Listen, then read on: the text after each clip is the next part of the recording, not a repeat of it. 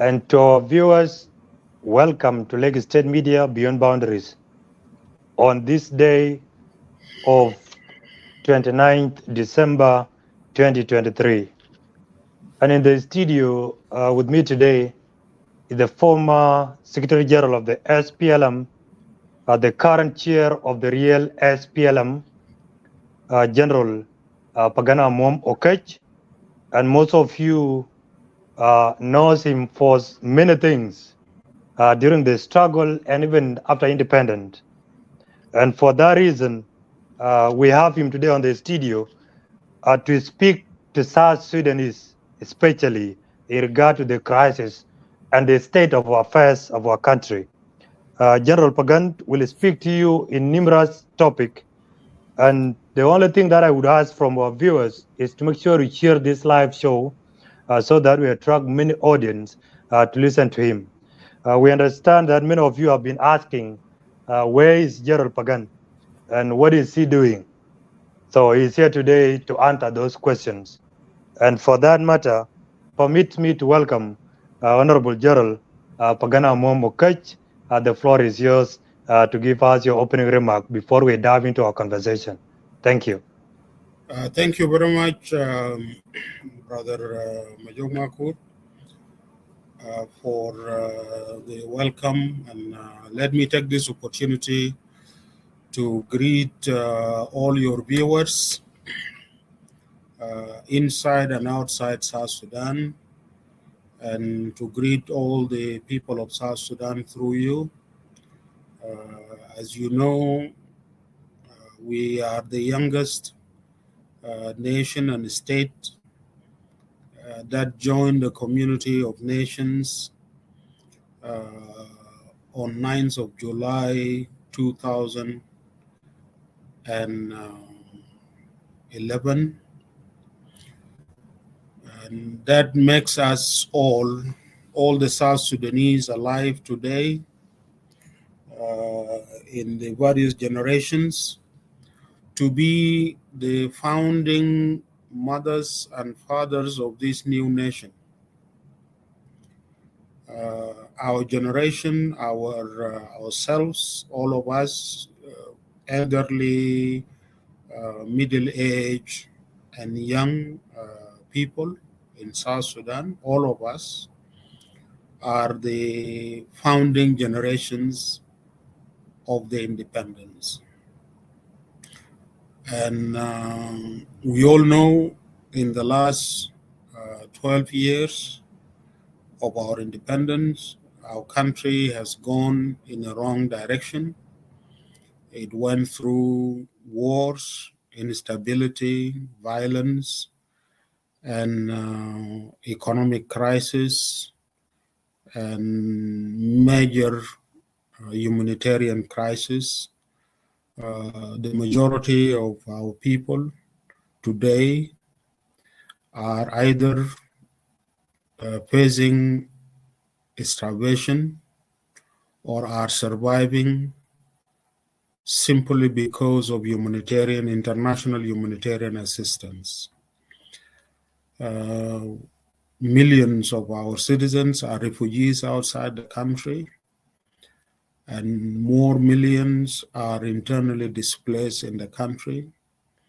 And some of the refugees are returning back home into displacement and humanitarian crisis, particularly with the war in Sudan. Things are not well with us, and it is time for us to sit and talk and decide how best we can carry on with our historical mission as a generation. Our historical mission is to lay the foundation of the new state and of this new nation. We need to be very clear, how can we build a state that belongs to all South Sudanese, a state that can serve them, a state that can deliver to them all the public goods expected of a state. now that we have our state after our independence. And the question also is how to build a nation out of the 64 or more ethnic groups in South Sudan, a nation that is united to pursue a common purpose. And what is that common purpose? It is because of this that we in the National Consensus Forum last Saturday, on the 16th of December, we launched a national consensus statement, a call to all South Sudanese stakeholders to convene a roundtable to rescue the country, to return the country back to the path of state and nation building. This is a call by a number of political parties, civil society organizations, professional associations, and religious leaders who have come together all with a single mind on how to call for a conversation, a national conversation with the aim to build national consensus around a new social contract that can be a basis for state building and nation building in South Sudan. Our vision is that of a peaceful, just, democratic, and prosperous South Sudan for all South Sudanese. An inclusive community that is united to create a better homeland for all South Sudanese and to end the current national crisis. And this call is to all South Sudanese so that we can sit together and resolve this crisis that is engulfing our country. We have fought ourselves, we have disagreed, we have quarreled, we have killed ourselves. Now it is time for us to have a conversation, to stop all this madness and to go back to the path of fulfilling our historical task as a generation. And that historical task, I must repeat, it is the task of laying the foundation of an effective system of governance, building of a state that is capable to deliver on all the promises that we have made from generation to generation during all our struggles for independence and sovereignty. Our historical task is how can we now build a nation out of our diversity, which is ethnic and regional and gender, so that we can have a South Sudan that belongs to all South Sudanese, a South Sudan that we can be proud of, a South Sudan that would be prosperous, and a South Sudan that we can proudly bequeath to the future generation as we leave this world. That is the call for a conversation. The solution is with us all South Sudanese. It is not with any single individual or with any single party or with any single group in South Sudan. It is all South Sudanese that must now sit and communicate and talk and resolve the crisis they have. Thank you. Thank you so much, General Pagan Amum, for that introduction and for the call to rescue the country, as you put it. General, as we move to our conversations of today, you have mentioned the National Consensus Forum, and this is where we will start our conversation.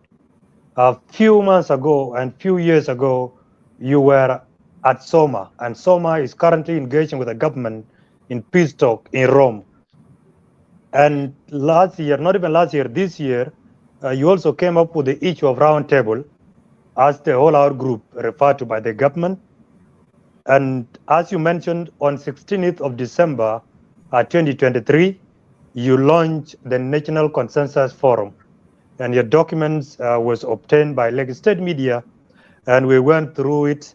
And your call is to call for all South Sudanese talk to themselves, sit down, agree to disagree, and at the end of it all, they will come to unison so that they can move the country forward.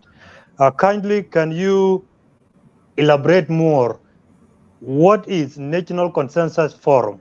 Is it different from National Dialogue or Roundtable Initiative? Or is it different from Peace Talk in Rome? And thereafter, we'll come back to the issue of Rome and Kenya, which was proposed recently by the president. Thank you, Gerald. Thank you, Brother Majo, for this very important question. It is true that we were, as opposition, we were organized in SOMA, South Sudan Opposition Movement Alliance.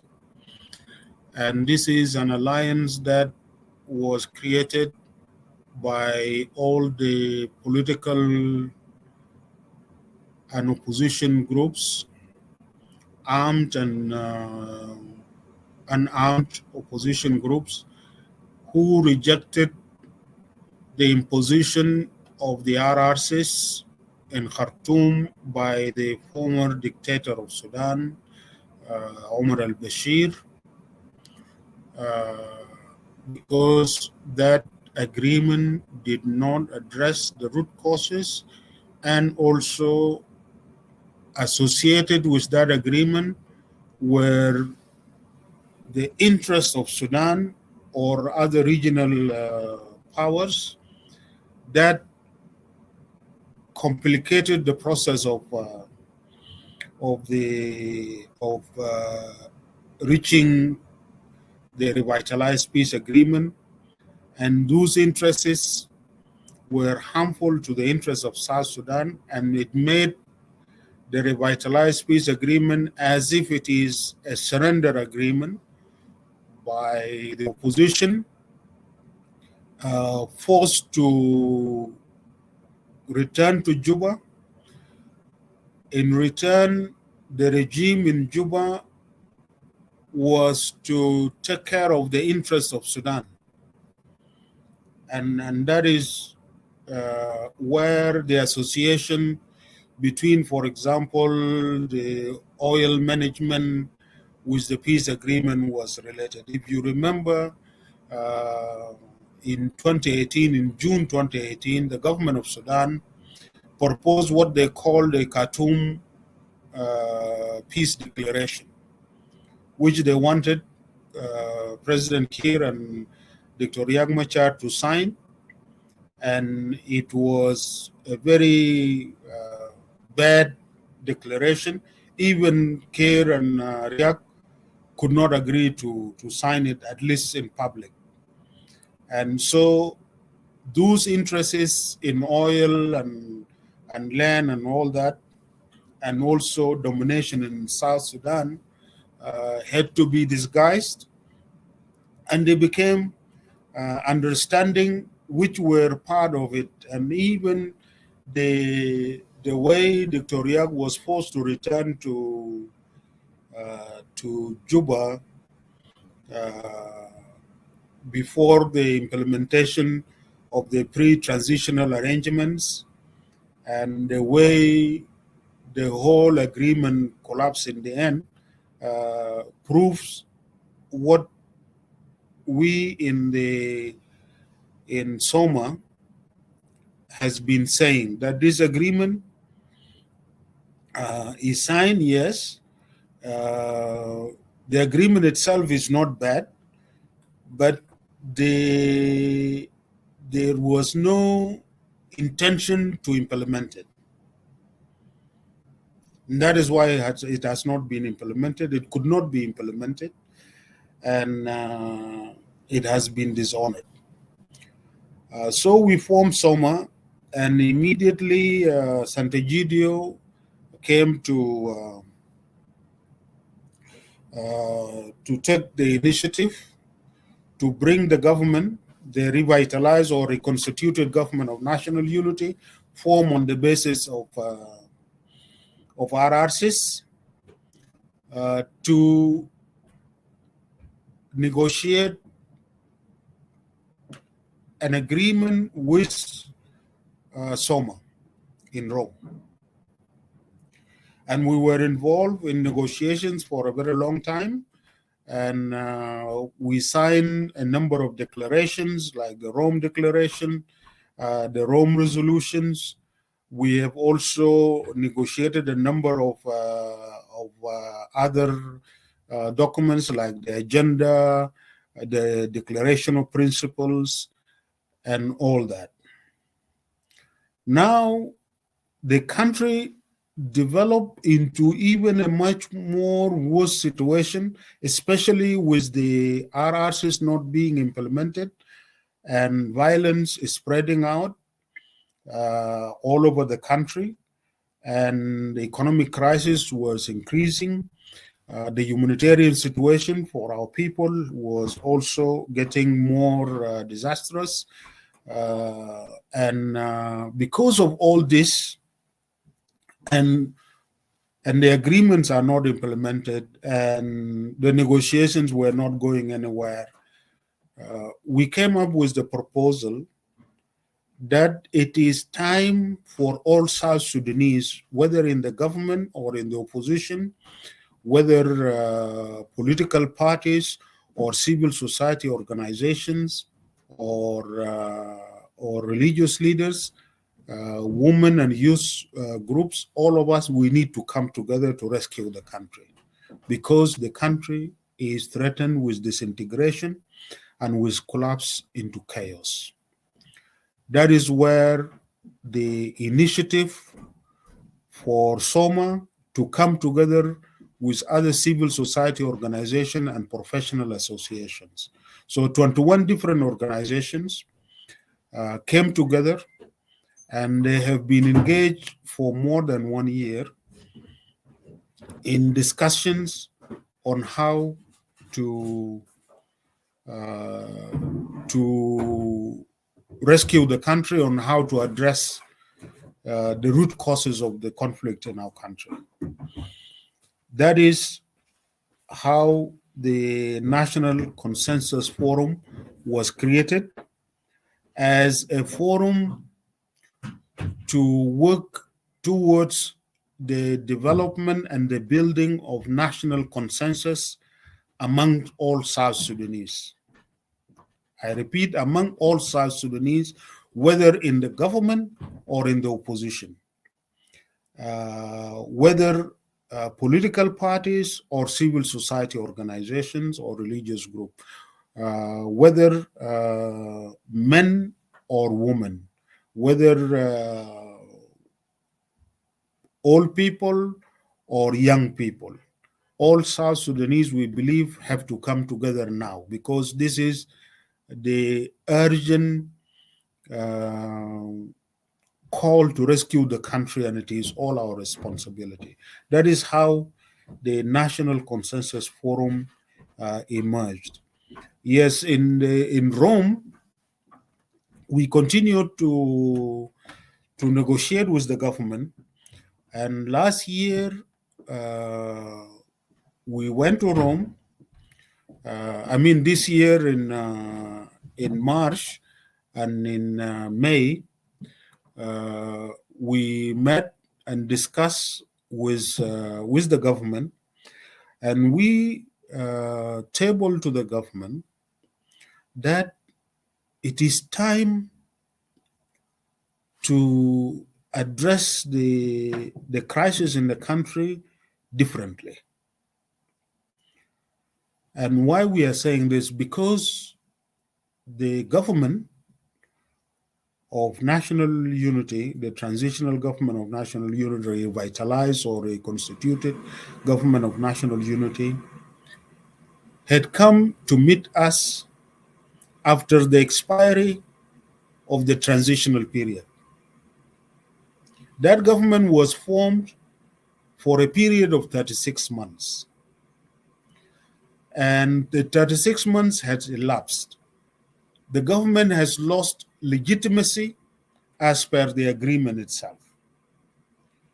They decided to extend their time in office for 2 years, saying that within these 2 years they are going to implement the agreement, or what remain in the agreement, which is actually the larger part of the agreement, has not been implemented even up to today. So we said, look, now we have experience in the country. All agreements that have been signed have not been implemented and could not be implemented. All the transitional governments that have been formed have failed to deliver what they promised to deliver when they negotiated the agreement and formed the government. And that is to deliver peace and transition to democracy in the country. Now that peace agreements could not take the country out of this instability, out of this violence, out of this state failure, out of this fragility. If peace agreements could not do this, what can we do? So we said, okay, let us stop the path of negotiating another peace agreement which will not be implemented. Let us go into the path of having dialogue, build consensus, maybe reach agreement on a new social contract that will then South Sudanese will use and translate into a permanent constitution, into a political system, a stable political system that can deliver, and that can then be also used for us to build ourselves into a nation that is united in its diversity. That is where the proposal of a round table came. Yes, it is not different from the national dialogue, but we have also our experience that the national dialogue, which was organized by President Kiir, as a result of some of proposals made by some of us, its outcomes, though the resolutions were shelved by President Kiir. And in it, many groups could not participate, those who were in the opposition, because it was organized by President Kiir and designed by them, even though the outcome was not accepted by President Kiir and contested, and he shelved them, and he then I think disagreed with the steering committee or with the secretariat and the leadership of the national consensus and national dialogue, which he formed himself. Learning from that, that is where the idea of the round table came. All the focus here is to rescue the country through a national conversation and with the aim of building consensus among us as South Sudanese. We are saying enough killing ourselves. Enough is enough to have conflict and to fight war or even to negotiate agreements which is only limited among political elites in the country, and which has also been focused on power sharing and access to resources and not to deliver to the people. You can see the current government. What has it delivered to the people of South Sudan?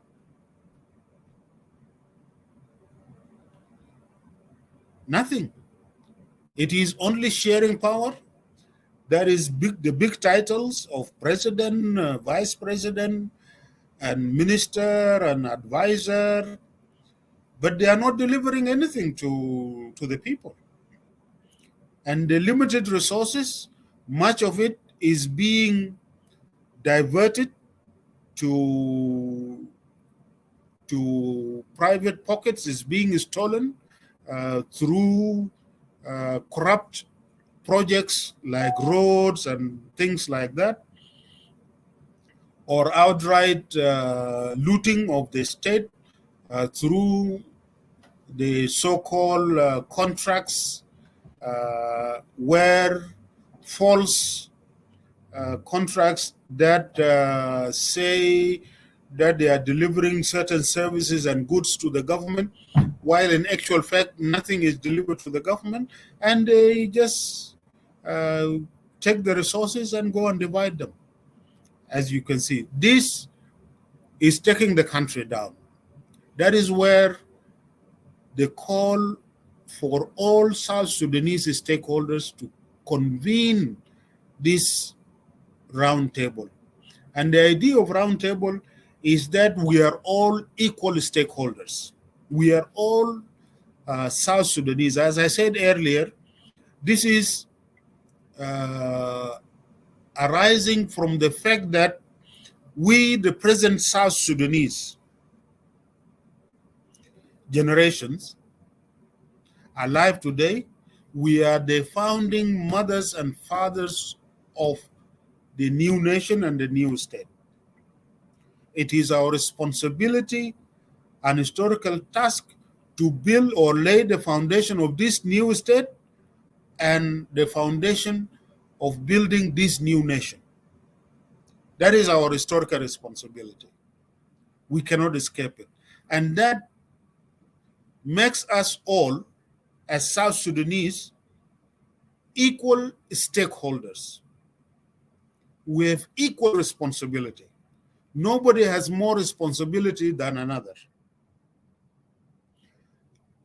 Whether you were a liberator or part of the liberation army and movement, or you were a supporter and a citizen who was supporting the liberation struggle, or even whether you were a militia against the liberation and you have come back and joined South Sudan after independence, or whether you were outside the country and you could not help the process as an individual, but now we are all citizens, equal citizens in this new country. And each and every one of us has the responsibility to contribute towards the building of this new state and towards the building of this new nation. That is why we say we sit in a round table denoting our equality and our equal responsibility. Of course, we have equal rights, as enshrined even in the interim constitution of South Sudan. So this is from this responsibility that the idea of a round table is coming. It is a call for all of us to sit together, to sit down and have a conversation, a responsible and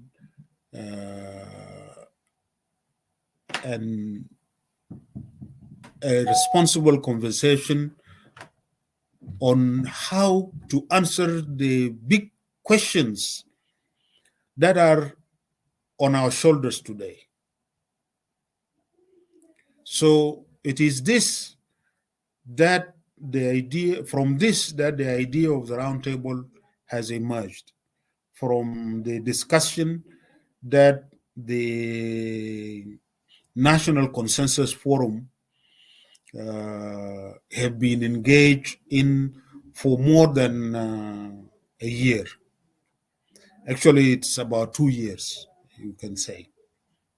Thank you. Thank you so much, Gerald Pagan, for that well-articulate explanations in regard to how the National Consensus Forum came into being. According to what you said, Gerald Pagan, you said you came up with this idea after you have examined all the agreements that were signed since the crisis of 2013, and none of them is delivering adequate according to the documents agreed upon and signed by the warring parties. That's one. Number two, you said you have been in Rome for so long, and that agreement in Rome, even if you negotiate and agreed and signed with the government, it will not be implemented, considering the sequence of the agreement which were not implemented fully. Are you telling our viewers, General, that it is because that you have doubt as Soma about the Rome Peace Initiative, that's why you came up with this? Or is it because you want inclusivity of all South Sudanese? That's why you came up with the National Consensus Forum? Or is it because the government and you have taken long to negotiate in Rome and no fruits is coming out of it? Can you make it clear on that? Thank you. Yes, thank you.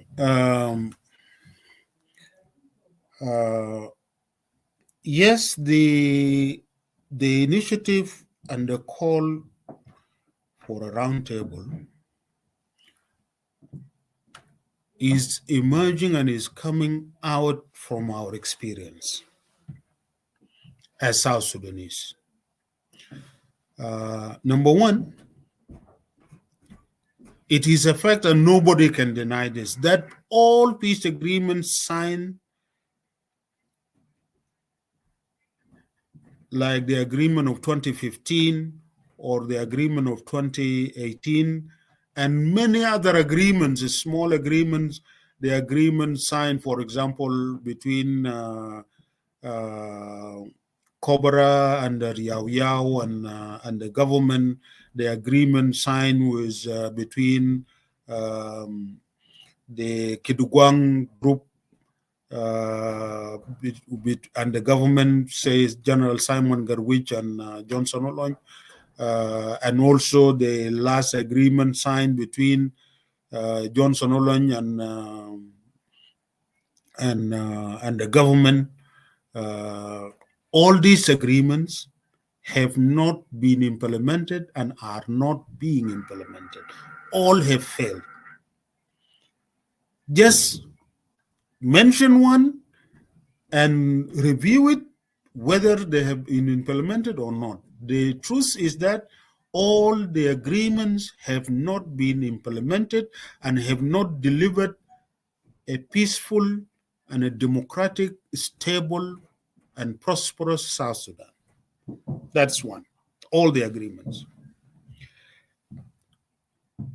Mainly these agreements are not implemented because the regime in Juba, that is President Kiir and what is known as R-SPLM in government and other groups associated with it, have always worked to undermine implementation of these agreements. They did not want change that are promised or that are agreed in those agreements. That's one of the main reasons. But the fact is that these agreements have not been implemented. They have failed to deliver to the people of South Sudan. Nobody can dispute this. This is one.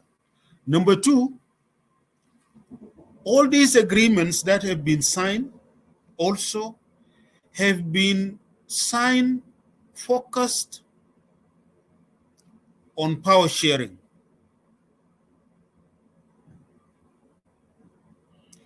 So governments are formed and that is it. Positions are allocated and that is it. They are not focused on implementing the programs that are agreed. So power sharing, and even because the power sharing has become a very ugly word, even they disguise it to call it responsibility sharing. But still, it was power sharing, and it was focused on power sharing. It did not deliver for South Sudan. It is not helping South Sudan up to now. Now, all these agreements also are only focused mostly between the warring parties, leaving the rest of South Sudanese who are not involved in war as if they are not interested parties, who are the majority of our people. And it is about them. Even government or the state is about the people. So the focus of negotiations, of peace talks, being focused only to be between the warring parties has made and has created a very bad situation, that it is only the gun, the power of the gun, that is the determining factor to sign peace agreements or to form governments, creating this culture of violence and culture of war, which is against the culture of peace. And now, because it is focused between the two between the warring parties, when it comes to building the state institutions, like, for example, building one national army, it is not implemented. Why? Because every group is trying to maintain its own military power, because that is the most important tool to maintain power or to even access power in the future. That is why armies are not formed, national armies are not formed, and when even they are formed, they are limited only to the warring parties, as if it is not a national army or national police belonging and supposed to be serving and protecting the entire population and should reflect the diversity of the people. These are lessons that we learn from the peace agreements that we have been signed. That is why we are coming to say now that it is clear we have learned already peace agreements between warring parties result into agreements that are limited, focused on power sharing, and limited to the warlords or the elites. Then you can add also the political parties, limiting also the search for peace in the country and the process of state and nation building only to the political elites in the country,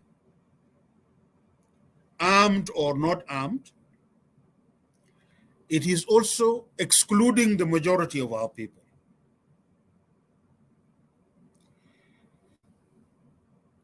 Now, all the transitions and all the transitional governments have failed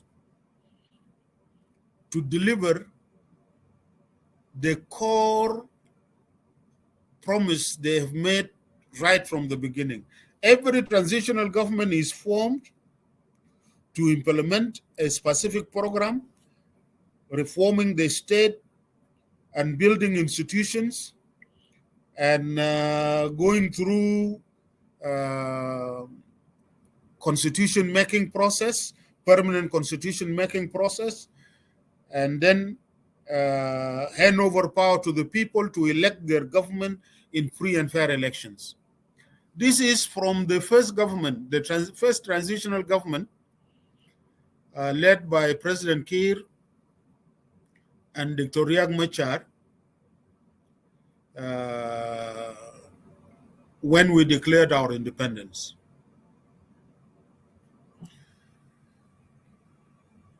That government could not conduct the most important programs of transition. Then came 2013, the country was taken to war by President Kiir, and then another government was formed, led by President Kiir and Dr. James Waniga, and that government also failed to deliver on its promises. They formed a lot of committees and all that, but totally was terrible. Then a third government, transitional government, was formed in 2016 with President Kiir and Dr. Riek Machar and Dr. James Waniga as first vice president and vice president. And that government collapsed a few months later in July 2016. The country was returned to war again. Then another government was formed by President Kiir with General Taban Dengai as first vice president. That government also failed to deliver peace or transition to democracy. Then it came to an end with the formation of the transitional government, reconstituted transitional government of national unity, with 5 vice presidents, with Dr. Riek Machar again, James Wani, Mama Rebecca Nyandeng Nemubior, Abdel Baghi, Hussein Abdel Baghi, and Taban Dengai. And that government now is spent the whole transitional period, and it failed to deliver peace or stability or handing over power to the people. They extended themselves in power. And now they said by December 2024, they will be holding elections. And you can see, we are now in December and approaching January, so they are left with about 11 months. And all the processes that have been promised have not been delivered. The country is not stable. The country is in a big humanitarian disaster, and the country is in economic crisis. And it is very clear that those elections will not take place. So all the transitions have failed. All the transitional governments have failed. One of the reasons why these governments have failed is because they are formed by the warring parties and by the political elites who have vested interest, and they basically continue to undermine each other and continue to struggle, wasting the resources of the country and undermining the implementation of the peace programs and reform programs in the country, because they are still eyeing power. They are still in the struggle, power struggle. And because of this focus, the country is disintegrating. The country is collapsing. It is out of all this that we are saying there must be another way. You cannot continue committing the same mistake. You negotiate an agreement, you sign agreements, you don't implement them, you form governments, they don't deliver, and then you come again, you say, oh, let us talk. Let the warring parties talk. Let the political elites talk among themselves. It is clear. Unless people are not seeing this obvious, and they are blinded by their interest, either interest in power, to have a share of power or to maintain power, but not really to solve the problem of the country. That is the difference. That is where the call for a roundtable is coming from. Now,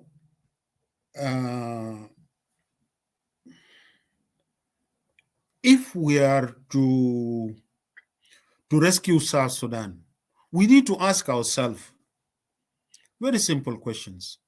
Now that all peace agreements have not been implemented and are not implemented, why? Okay, if peace agreements are not implemented, what is the need to sign another peace agreement? And if the negotiation is limited to the political elites in the country and focused on power sharing, and this is not solving the problem, is there another way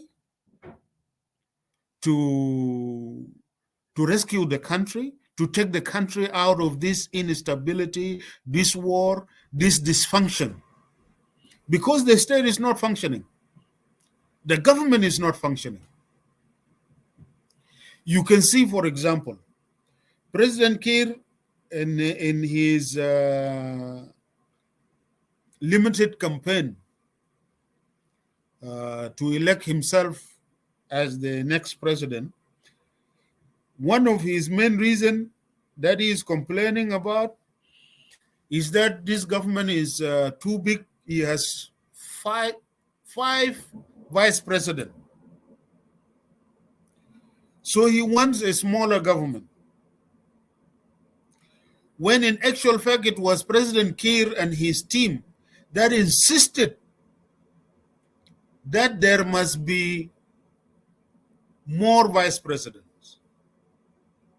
It was President Kiir and his team. It was not Riek Machar. Riek Machar position and SPLM-IO position was that they wanted one position of president and one position of vice president. But President Kiir and his team said, no. We want our vice president to be there. We want James Wani to continue as vice president. We want Taban Dengai to continue as vice president. And we will not mind for Riek Machar to be another vice president. And if there are others to be vice president also, it's okay. That was the position of President Kiir, because he did not want the position only to have one position of vice president, that of Dr. Riek Machar.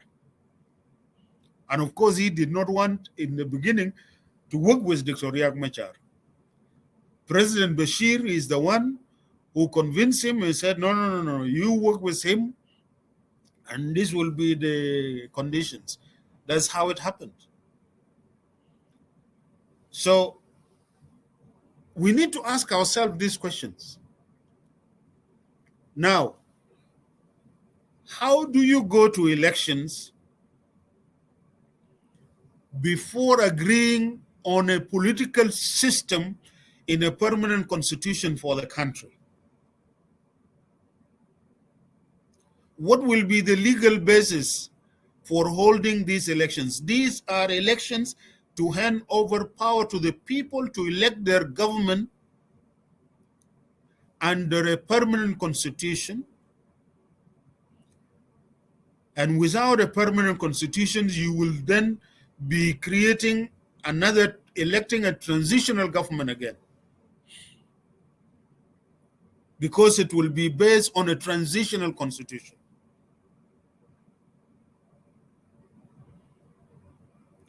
But even with that, let us say, okay, they want to go and go for elections and deliver those elections in 2024. How do you conduct elections in an environment where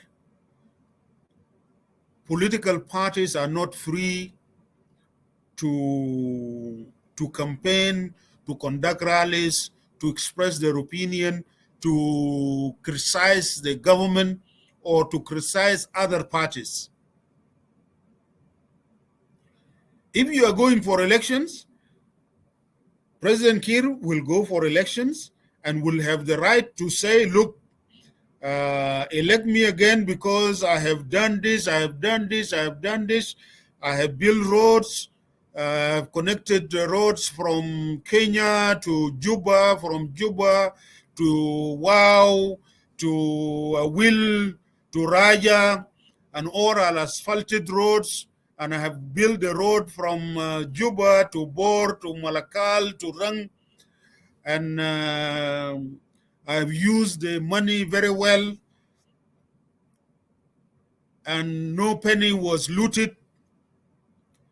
And all these roads have been built. They are tarmacked and they are built with cement. No water can take them, and none of these roads have been washed away by rains.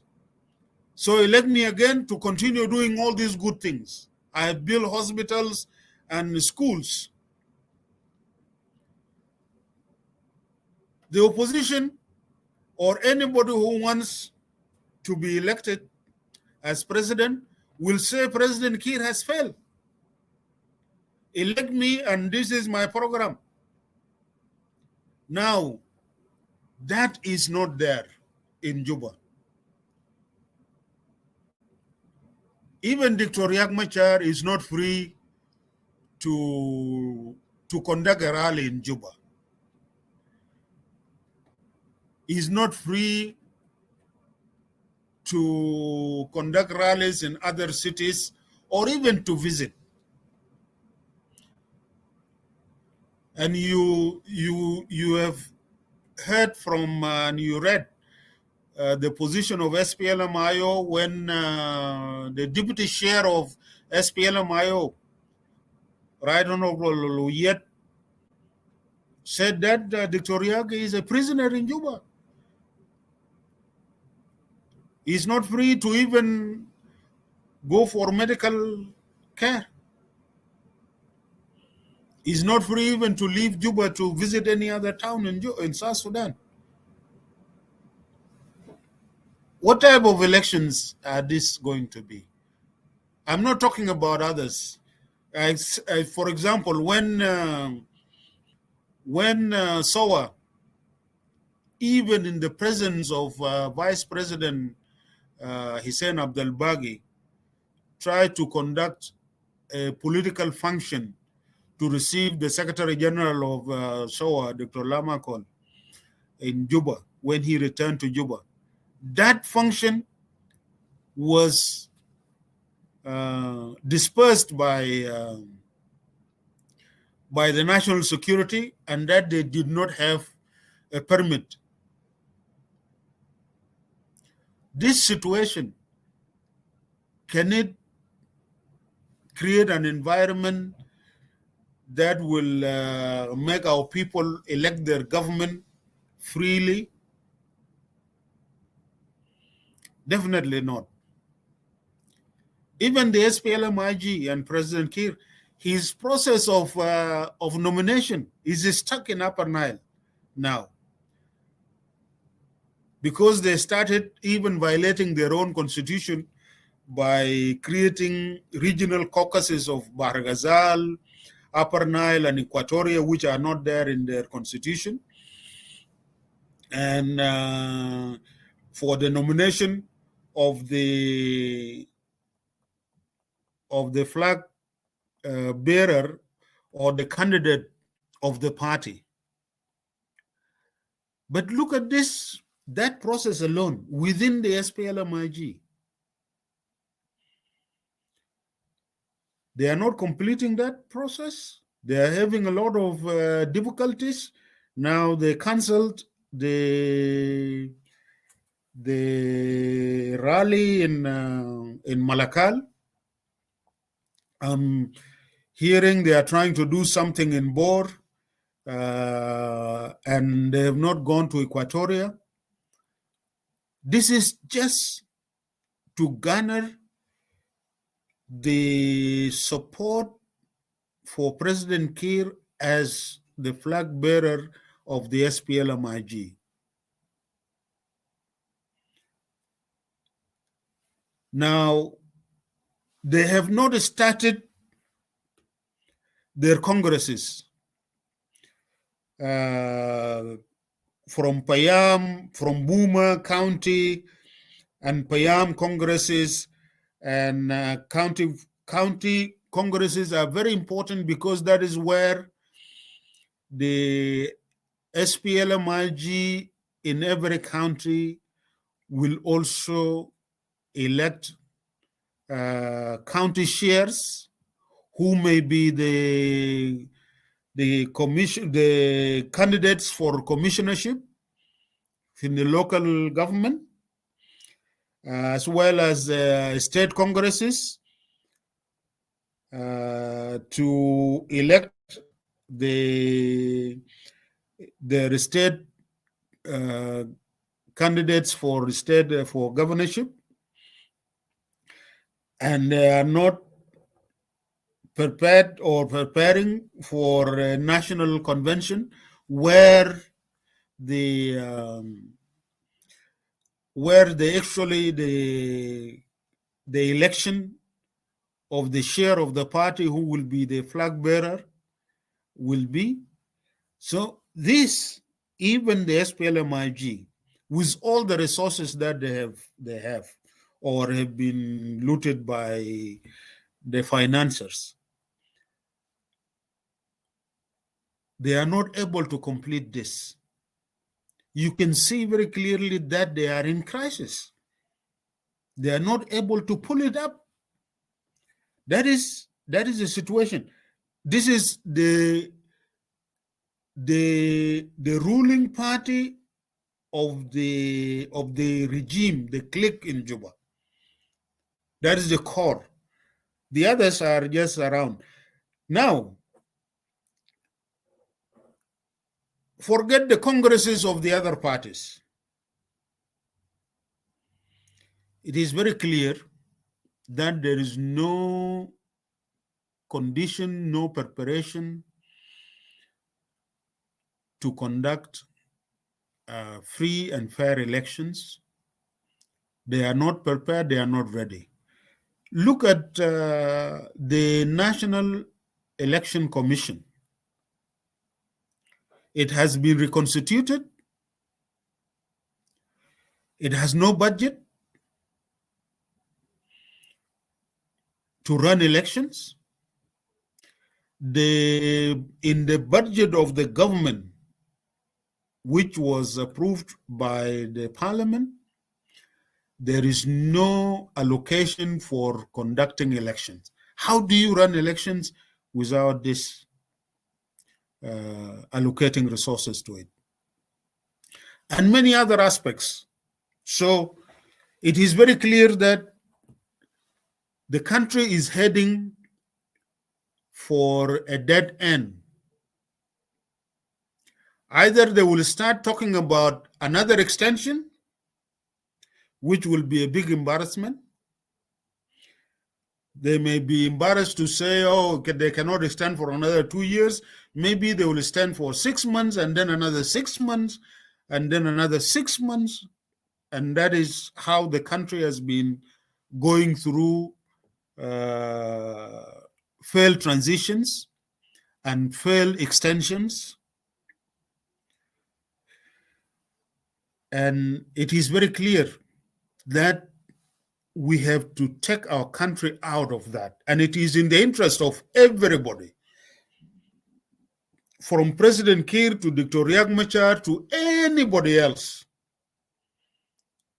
particularly to all South Sudanese citizens who are suffering in this crisis and this dysfunction and these failed transitions with a government that is totally not functioning.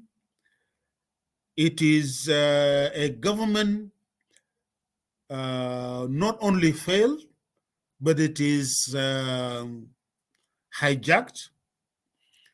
It is captured by parasitic interests. So the only way is really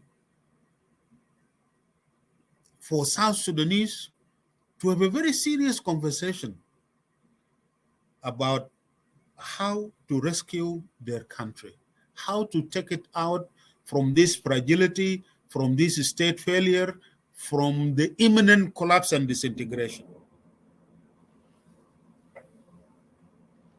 Thank you so much, Gerald Pagan, for elaborating the answers widely and explaining to the extent you reach to the elections.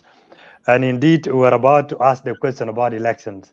The only thing that I will add to that is that do you believe, after you have explored all the possibilities of having elections or not having elections, do you still believe that there will be elections next year or not? Thereafter, we'll move to the next questions, which is the Kenya proposed venue by the government. Thank you. There is no way that elections can take place next year. And this is not just my view. All institutions, including the UN, for example, the UN said in a very neutral way, they said the country is not prepared for elections.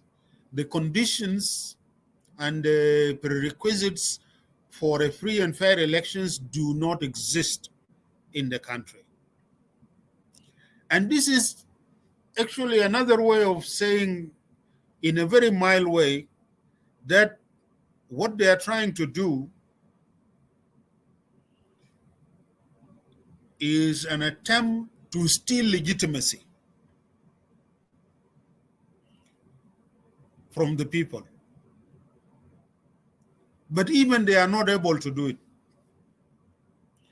So simply, my answer to your question is that there is no way they can hold elections.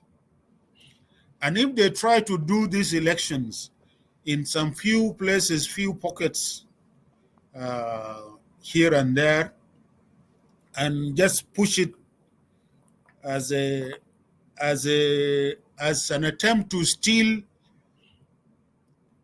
in a broad daylight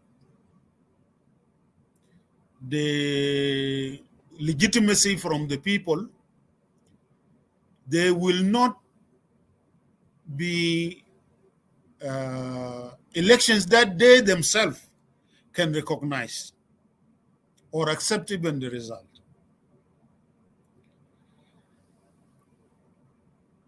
And you can see it if President Kiir really wanted to conduct these elections, he would have started the preparation right from the beginning, and to make sure that he wins them by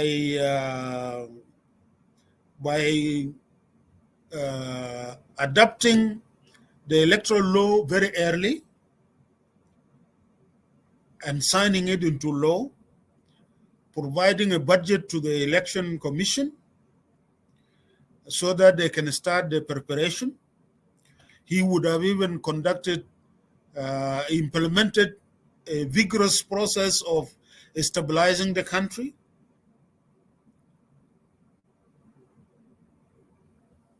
Especially when the revitalized agreement has been imposed by Bashir, and the opposition were made to go to Juba with the guarantee that it was not going to be implemented. He would have focused on this. But President Kiir and the clique around him are not even able to steal the elections, to steal legitimacy in a convincing way. If you want to rob a bank, you just don't go to the bank in a broad daylight and then enter from the door and then you try to go and take the keys. No. You need to prepare for them. Even for stealing, they are not prepared. So I don't think there's going to be elections. And one of the reasons why there's going to be no elections, because even President Kiir himself and the clique around him do not believe that even if they conduct an election which are not fair, which are not free, President Kiir himself is not electable. And you can see within SPLM IG, many groups are discussing succession. That President Kiir cannot continue. They believe that he has lost his capacity to govern the country. And there are stories of succession here and there. You read a lot of documents about the Warab intellectual, SPLM intellectuals, and other groups within Warab trying to build scenarios of how to achieve succession with Riek Machar, with James Wani, or with Akolkor and others. These are things that we're reading coming out from SPLM-IG or SPLM-IG kitchen. And when these are happening, these are signs of possible implosion from within, which is also dangerous for the country. So you can see, leave alone the other parties who are also there and vying for power. That's why we are saying, the National Consensus Forum is saying, please let us convene a round table. Let us discuss responsibly and seriously how to take our country out of this crisis. Let us build consensus. Let us define what type of a state we want to have and how to build it, and what transitional arrangement towards that can we adopt.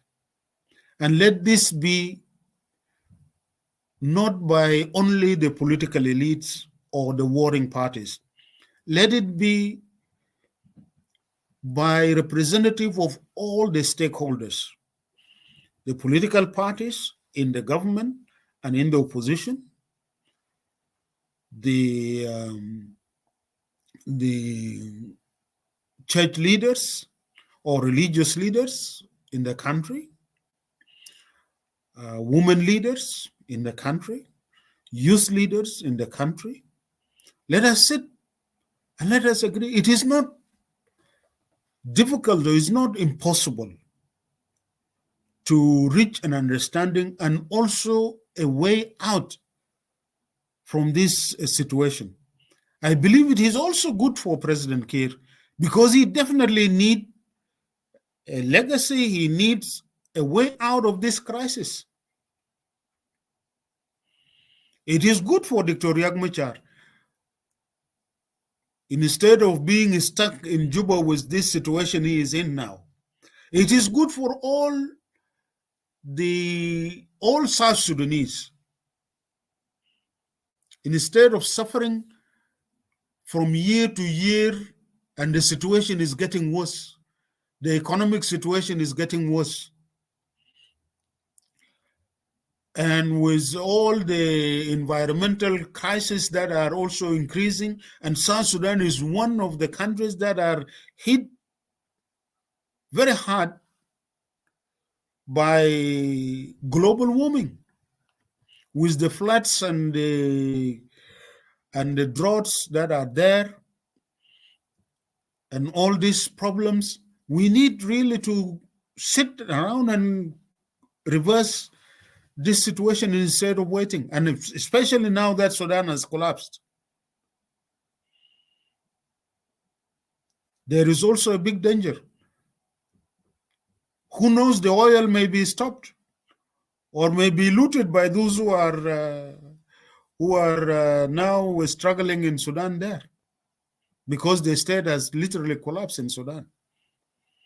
Because of all this, our appeal is to all South Sudanese, to President Kiir. This is not about his power. This is about South Sudan.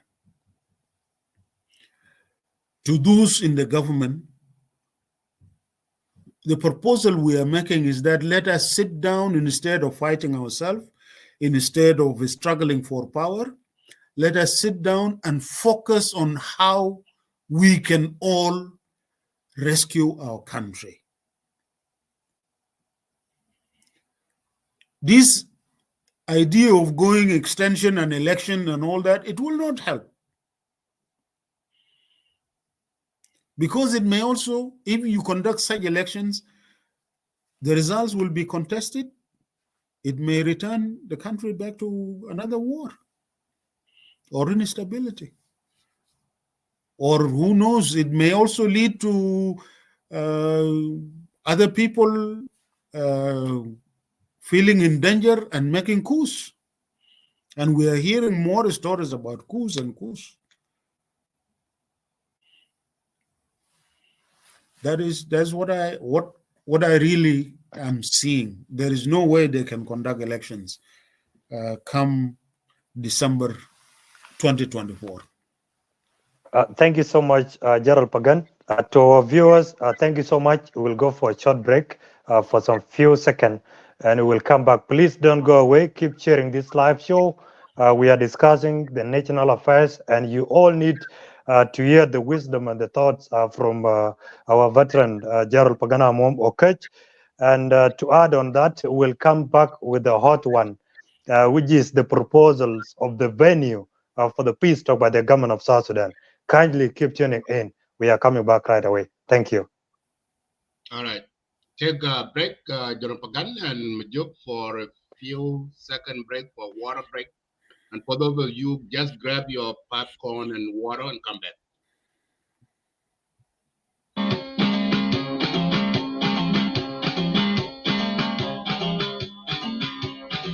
Belena, Sudana, Belena, Belena, Belena Taban, Mindaman, Yarokuna. Charlie Chupayana, Belena, Mamurta, Sudan, Mujaja, Mafira Alena, Yalnam Begin, Painanarapuna.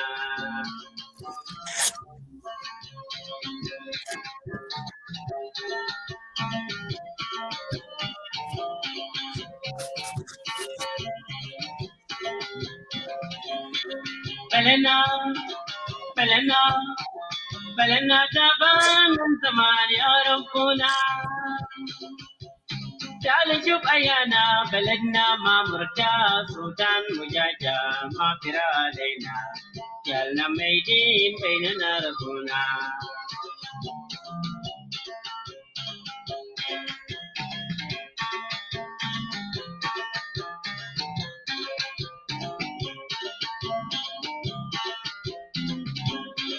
بلنا بلنا بلنا تبان من زمان يا ربنا تعال شوف أيانا بلدنا ما مرتاح سلطان مجاجة ما كرا علينا جالنا ميدين بيننا ربنا يا شاب سودان يا بوانا شد بلد فيهم مشاكل قلب ميتين درجة ميتين درجة قلب ميتين درجة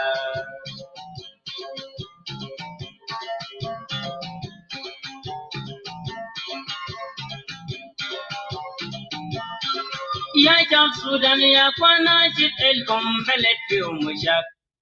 Okay. We are back. Let us continue with the discussion. Microphone back to you.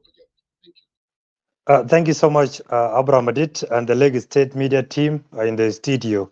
To our viewers, thank you so much for staying after this time and for tuning in. Kindly share our live show. And before we move, Gerald Pagan, to the issue of proposed venue by the government of South Sudan, I need you, for the benefit of our viewers and the citizens of our country.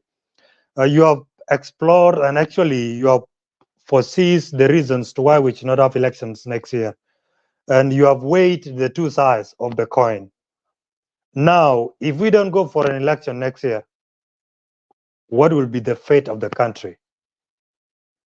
And if we don't go for election next year, and you have mentioned earlier, because of this bureaucratic government, who will be the beneficiary? Either the oppositions or the R-SPLM. Those two questions briefly, then we'll move to the venue issue. Thank you.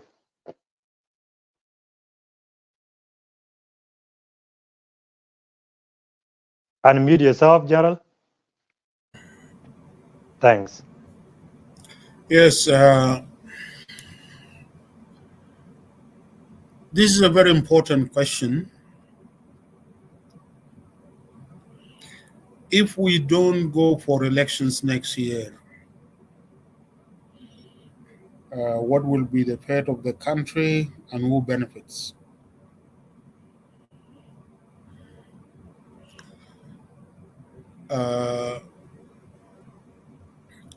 You know very well that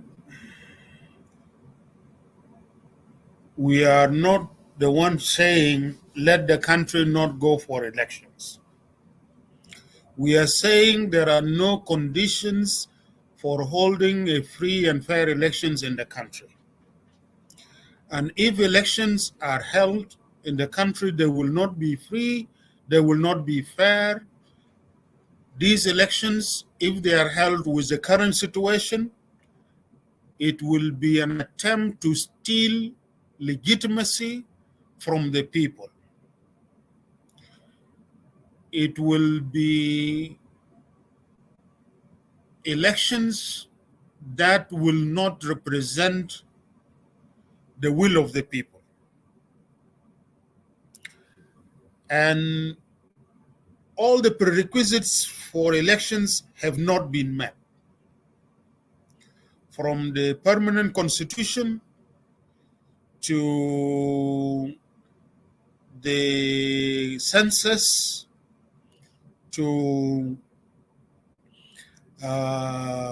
demarcation of the constituencies and the registration of voters. All these are necessary to have been done or to be completed early before, at least 1 year before elections.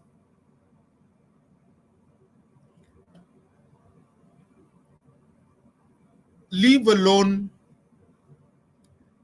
the earlier programs that were supposed to be implemented right from the beginning of the transition, which is the return is first of all stabilizing the country and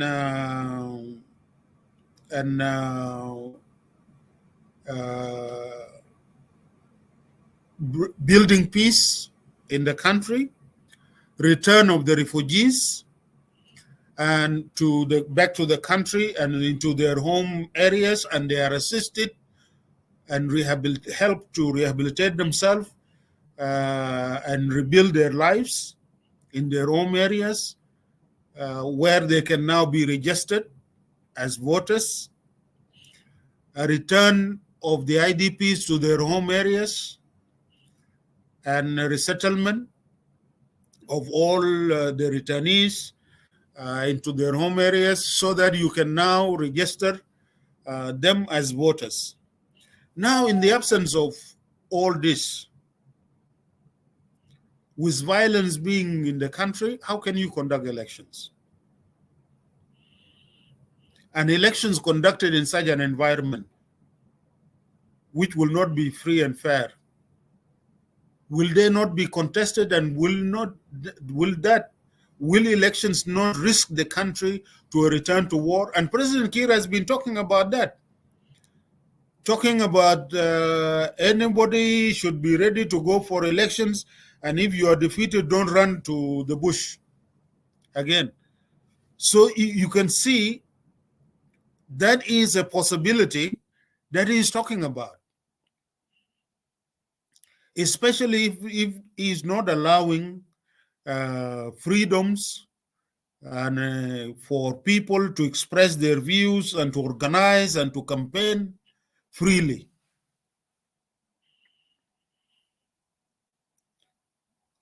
And by the way, the campaign by necessity will be against President Kiir and his government, exposing the wrong things he has done. That is how elections are. And if he's not ready to even tolerate that and allow people to do that, then he's not ready for elections.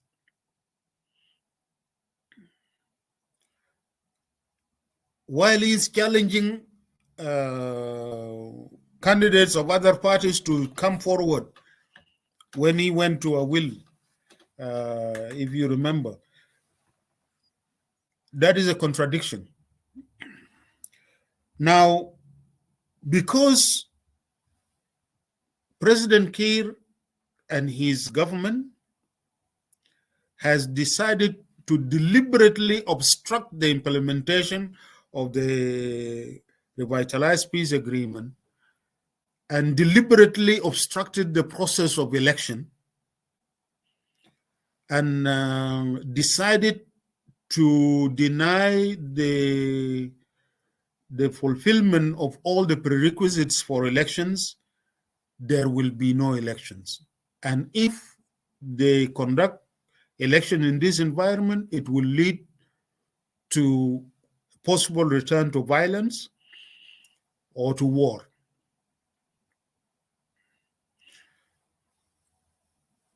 What can we do? What will be the fate of the country? This is a question you are asking. The country will disintegrate. That is why we are saying it is time now for South Sudanese to convene a roundtable conference to rescue the country from this imminent collapse. That is the simple reasoning we are making.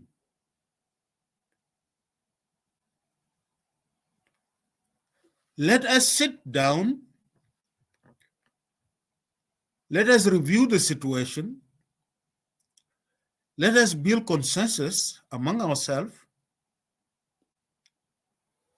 of a way out of this imminent disintegration, of this imminent collapse that is approaching. And you can see the collapse is not only as a result of holding elections or a result of not holding elections. It is also as a result of an implosion from within even the ruling clique.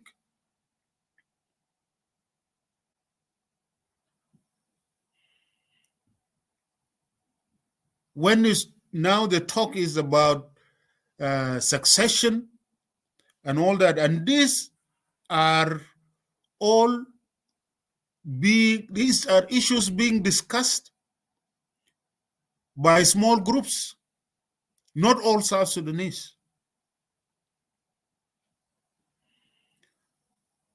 So the call for a roundtable, I believe, is the only way out for us to avoid this disaster that is coming. Now, what will it mean? It will mean when we go and sit, we will agree through this conversation that the best way would be to maybe form another government. For example, I have been proposing from early and others also that maybe it is time to form a government of technocrats instead of a government of the warring parties that are having internal disagreements and lack of agreements and undermining themselves and leading to no implementation of agreements and leading to failed transitions. Maybe we can have a neutral government that can usher the country into a free and fair elections. That was a proposal that I made earlier.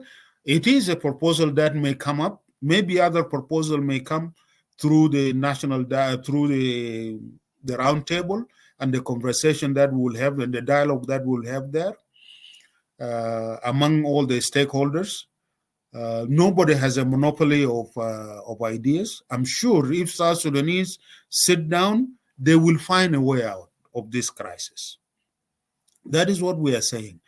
And that may be the way out. Instead of doing the same thing that has failed again and again. For example, if there are going to be no elections, what options do they have? One is extension, but they have just made an extension which has failed. They want to do another extension which will again fail by the same people. What will be the difference? They may say, let us go for another formation of another transitional government. But they were having a transitional government that failed to deliver. Why again another transitional government of the same people that will fail to deliver? You have already extended a transition that has ended without anything. So Einstein said that you cannot repeat doing the same thing and expect to get a different result. You cannot, it is actually madness. Madness is to keep doing the same thing and you expect to get something different. You cannot have one agreement after another agreement and you don't implement them and then you say, okay, let us revitalize it, implement it, and then you don't implement it. You form a government, transitional government, for a period and then it fails to deliver and then you keep saying, let us form one government, another government, like the many governments that President transition, how many transitional government that President Kiir has led up to now?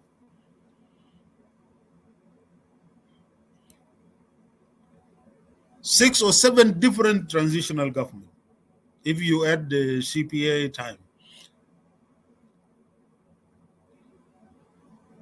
Why have they failed to deliver? And should we continue doing the same thing? I don't think so. Let us go for a different way out. Now,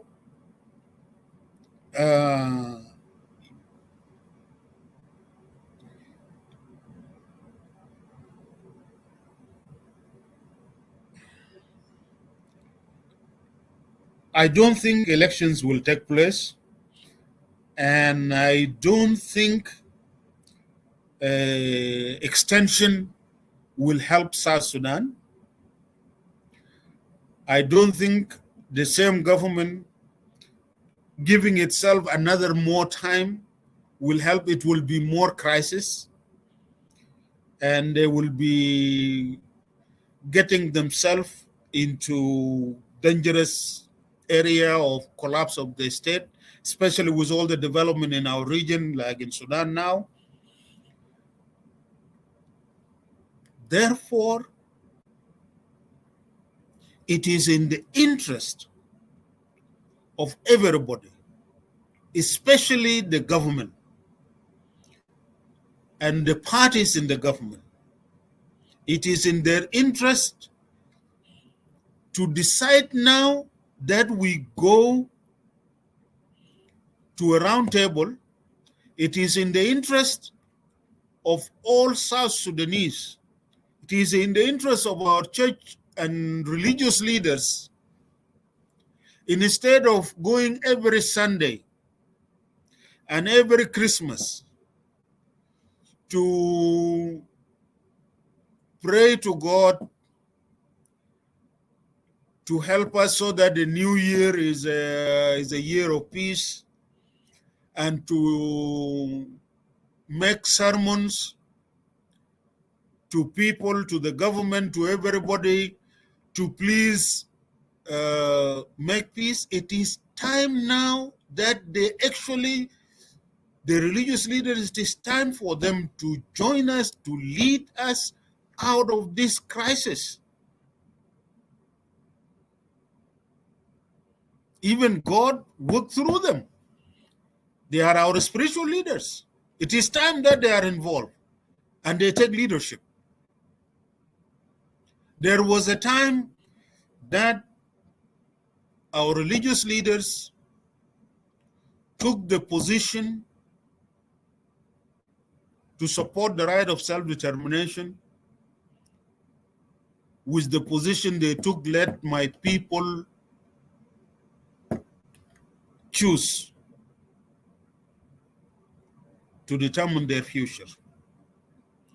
This is now the time also for our religious leaders to take leadership, not just remaining giving sermons and exhorting on the leadership in the country, but for them to take leadership. It is time for our women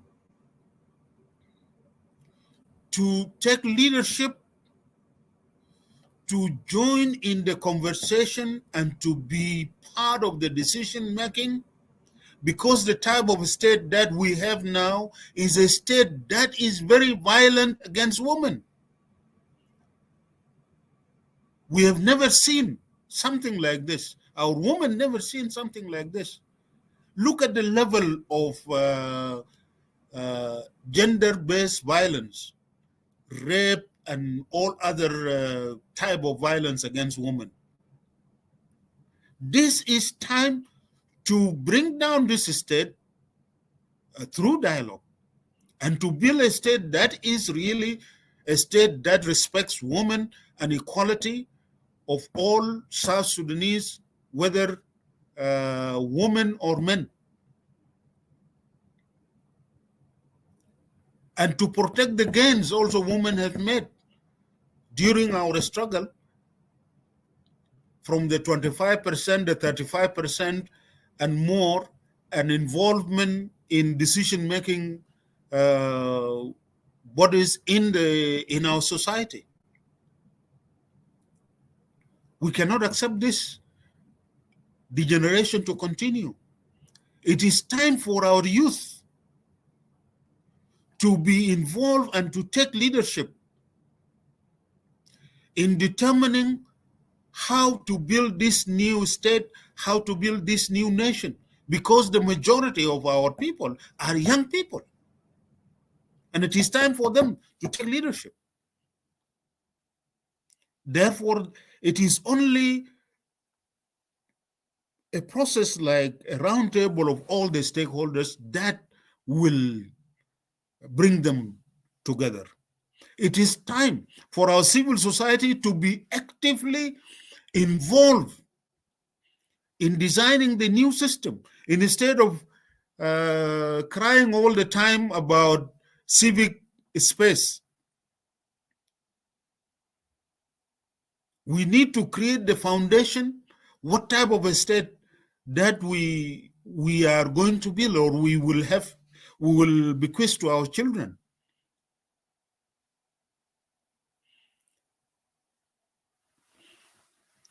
Thank you. Thank you so much, General, for speaking eloquently in regard to the issues of our country. Now, General, it was 2 weeks ago when the President of the Republic, President Salva Kiir, wrote a letter to His Excellency Dr. Samoei Ruto, the President of Kenya, requesting him to take over the mediations or peace talk between the government of South Sudan and the whole out group, and most especially the SOMA, which you are under, and you were actually in Rome, which we talked before, and the president requested the president of Kenya to take over so that the Kenya become the venue where you will finish the unfinished business of Rome in Kenya. What is your take in regard to that request? As a SOMA leader and as the chairperson of the real R-SPLM, and as also the spokesperson of National Consensus Forum. Thank you. Thank you very much. Well, we received news from Juba about the request of President Kiir asking President Ruto to mediate between the government and what they called the holdout groups. And we listened to that news item through South Sudan TV, as well as also some interviews by Honorable Minister in the Office of the President, Commander Joseph Bakasoro.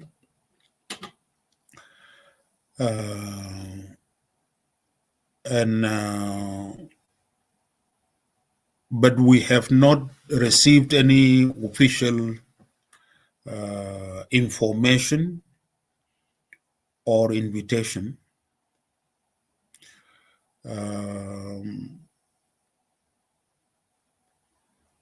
I'm informed that it is true that the government of Kenya have received a letter from the government of South Sudan, or from President Kiir,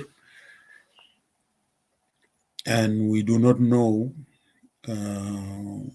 what is the position of government of Kenya, whether they have accepted to take up the role of mediating between the holdout groups and the government. So we will wait and see what will happen. So we just got the information like you in the media.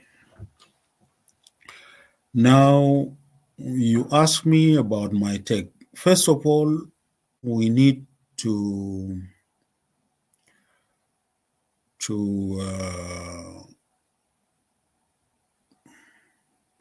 maybe I need to explain some few things.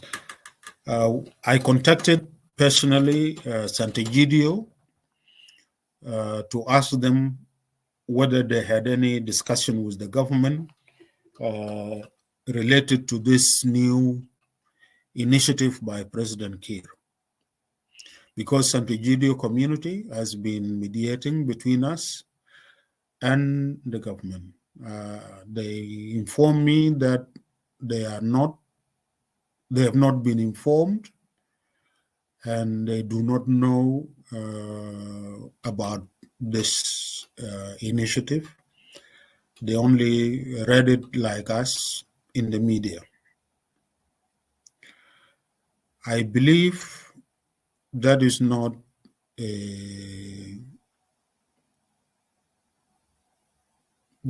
a good development. First, the government of South Sudan would have or should inform Sant'Egidio and also inform us that they are ending their participation in the Rome process.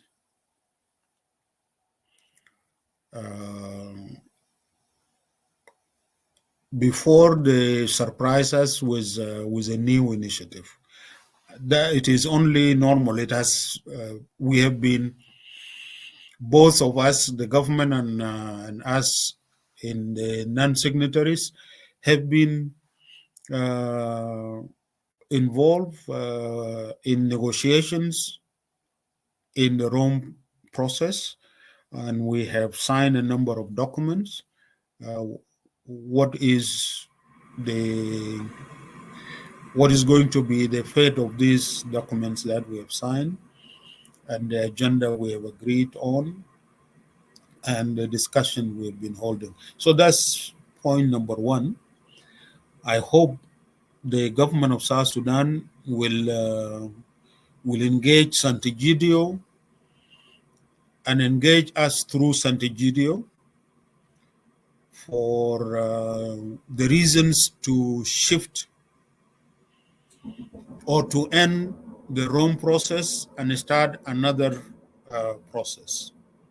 That is the first thing I would say. The second thing is that the government of South Sudan has not been fully committed to the talks in the Rome process.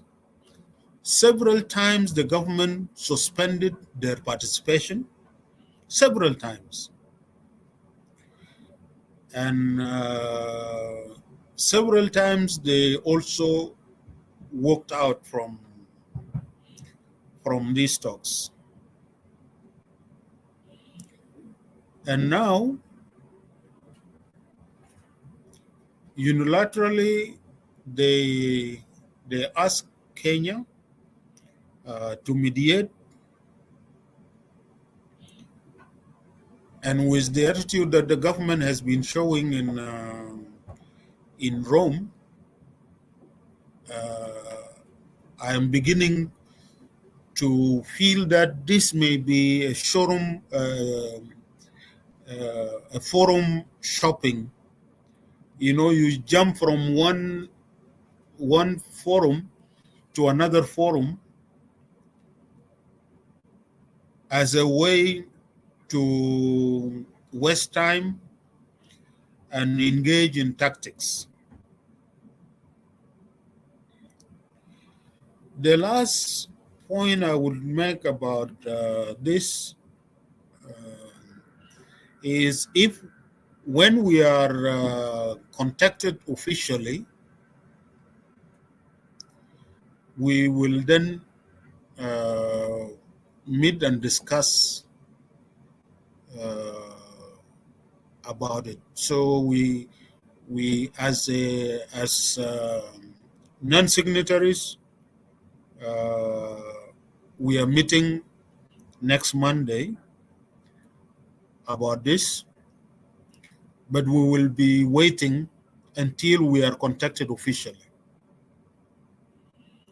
either by the government or by Sant'Egidio or by the government of Kenya.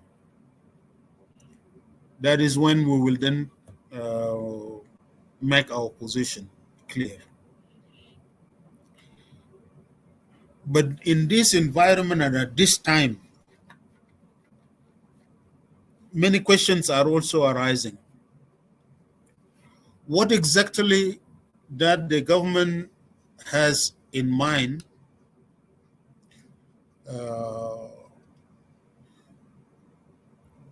at this time when they are going for elections, if at all they are going to take place, what do they want to achieve? Is it another peace agreement that will not be implemented? Is it another agreement, power sharing agreement between the government and the opposition? And what is the relation of that with elections? Or is it about rescuing South Sudan and achieving real, genuine peace?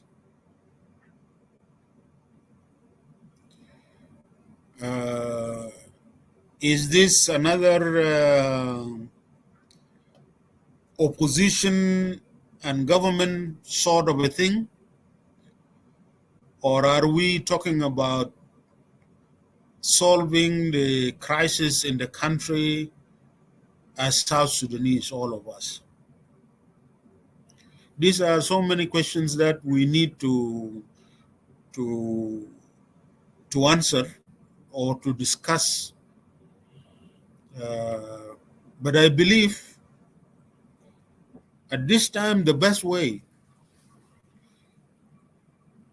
the government can do is to join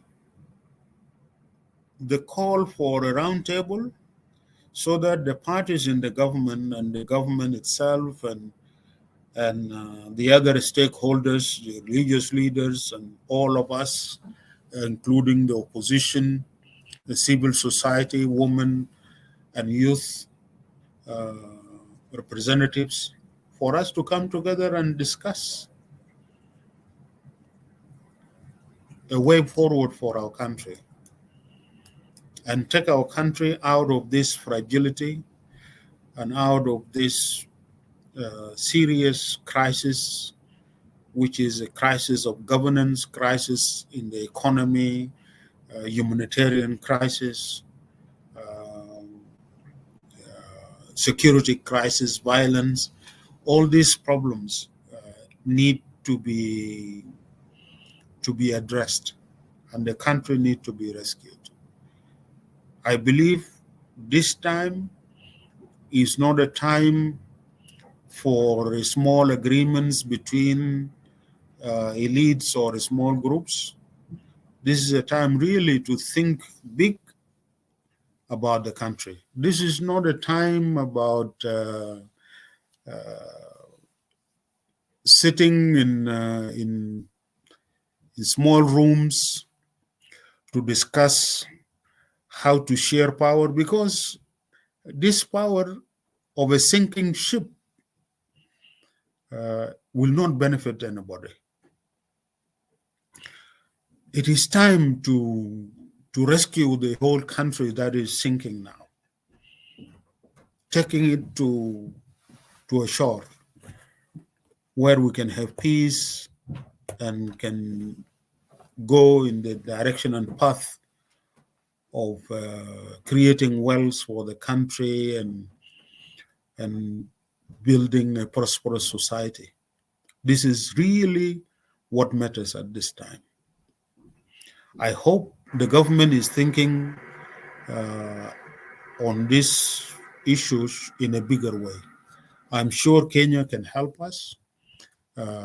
Kenya, as a country, has a lot of experience of how they achieve transitions from a system that was seen as and was a dictatorship and full of corruption into a democratic system where they are able to reconcile themselves as a people and elect their government periodically in a peaceful way.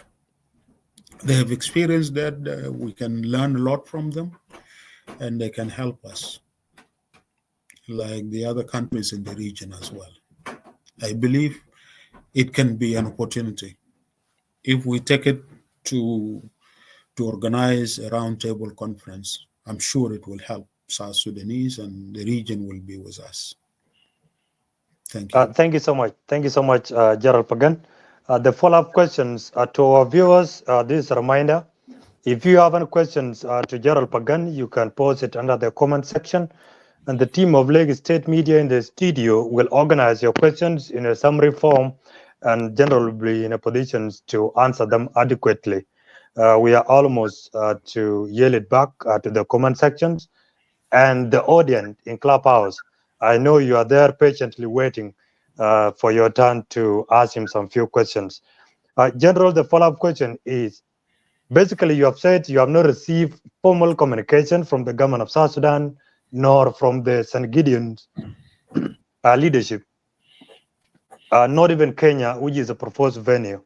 What if you receive a formal communication from the government requesting the SOMA leadership to move the negotiation to Kenya from Rome? Will you agree to move to Kenya? And if yes, there are rumors here. I don't know whether you have heard them or not.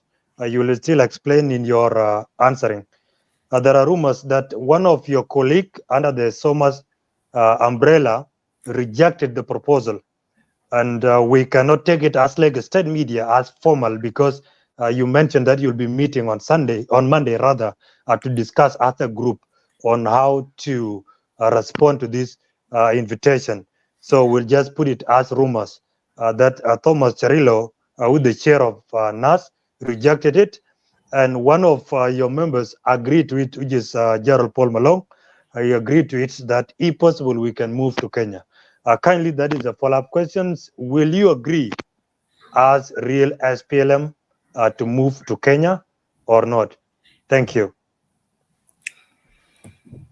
Well, as I said earlier, we as the non-signatories, we are meeting on Monday, and we will be discussing this. But even our meeting on Monday will not be conclusive. We will be waiting for an official and formal communication, either from the government, from Sant'Egidio, or from the government of Kenya, so that we can either agree or disagree. This is not the time to agree or disagree now. We are waiting until we are invited. You don't disagree or agree with something that you have not been invited to. So it is too early for us to decide that. That's one. Number two, you are asking me an if question. If we receive a formal information or an invitation, will we agree or not?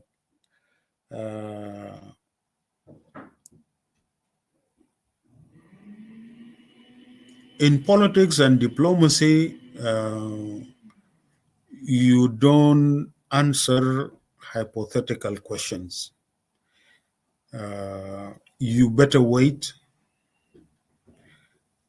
and then study what is being offered or where you are being invited, and then make a formal position, take a formal position in that. But as we are discussing informally, and also we are discussing a hypothetical situation, I think our position will depend on the many questions I was raising earlier.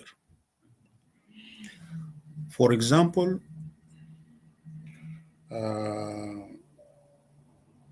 why is the government moving out from the Rome process?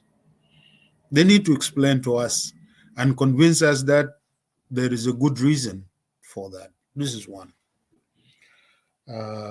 Two, is the government doing this at this time as part of their election campaign, tactically and not serious about peace? Or what is their idea to ask Kenya to mediate? This we are going to probe the government and see them with these questions to give us convincing answers. Then also, as we get all this information and try to know the intention of the government very well, why are they moving from Rome mediation to a new mediation in Kenya? We will also share this with our colleagues in the National Consensus Forum, because it may be also an opportunity to pursue the initiative of the Roundtable Conference. Maybe the government is ready to engage in the search of a solution to the crisis that we have, particularly now with all the problems that they are facing and the difficulties that they are having, even in implementing their memorandum of understanding when they extended their time in government. Maybe they are convinced that maybe they are looking for a way out, which the National Consensus Forum is offering as well. So in that sense, the National Consensus Forum may take that as an opportunity to engage the government and engage the governments in the region, particularly the government of Kenya, and persuade them that the way forward is through conducting or convening a roundtable conference, which Kenya and others in the region can help with. So these are all possibilities, but they may also not be there. Like, for example, if the government is looking for another tactical agreements which they have signed so many agreements which they never implement. but they end up sharing power and resources. If this is what they are intending to do, we will be having a different position altogether. And that is how I see the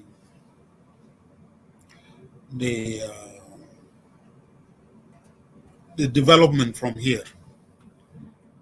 But we'll wait and see. We'll wait and see and know what exactly is the nature of this new initiative. Can it be a possibility for us to resolve the national crisis in South Sudan and help South Sudanese achieve a comprehensive peace and a transition to democracy and stability? Or is it the same thing again and again of new transitions and new power sharing, or what? All this will depend. The days that will come will tell us what exactly are we having here. Thank you so much, General, for that. Literally, real SPLM is undecided simply because they want to get formal communication from government Kenya, accepting the request from South Sudan government and also St. Gideon to allow the move of the negotiation to Kenya. And thereafter, you will sit under the SOMA and you will deliberate more, seeking answers for those questions which are actually on your end from the government. Thereafter, you will decide it whether to move or accept or not to disagree. Thank you so much. To our viewers, we have come to the end of our questions at the desk of Lagos State Media, but now we are moving to the viewers, both on Clubhouse and the Facebook.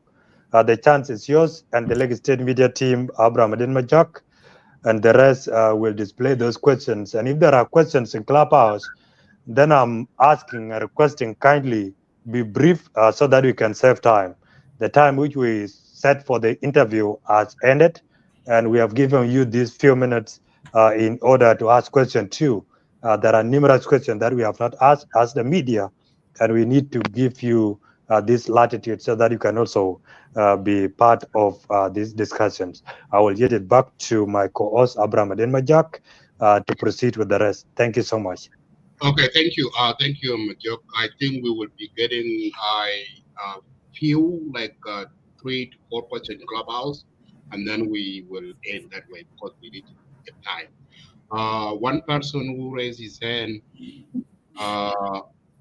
Attilio, let me see here. Okay, Attilio, it's your turn. Go ahead and ask your question. Attilio, can you hear me? Okay. Yes, I can hear you, sir.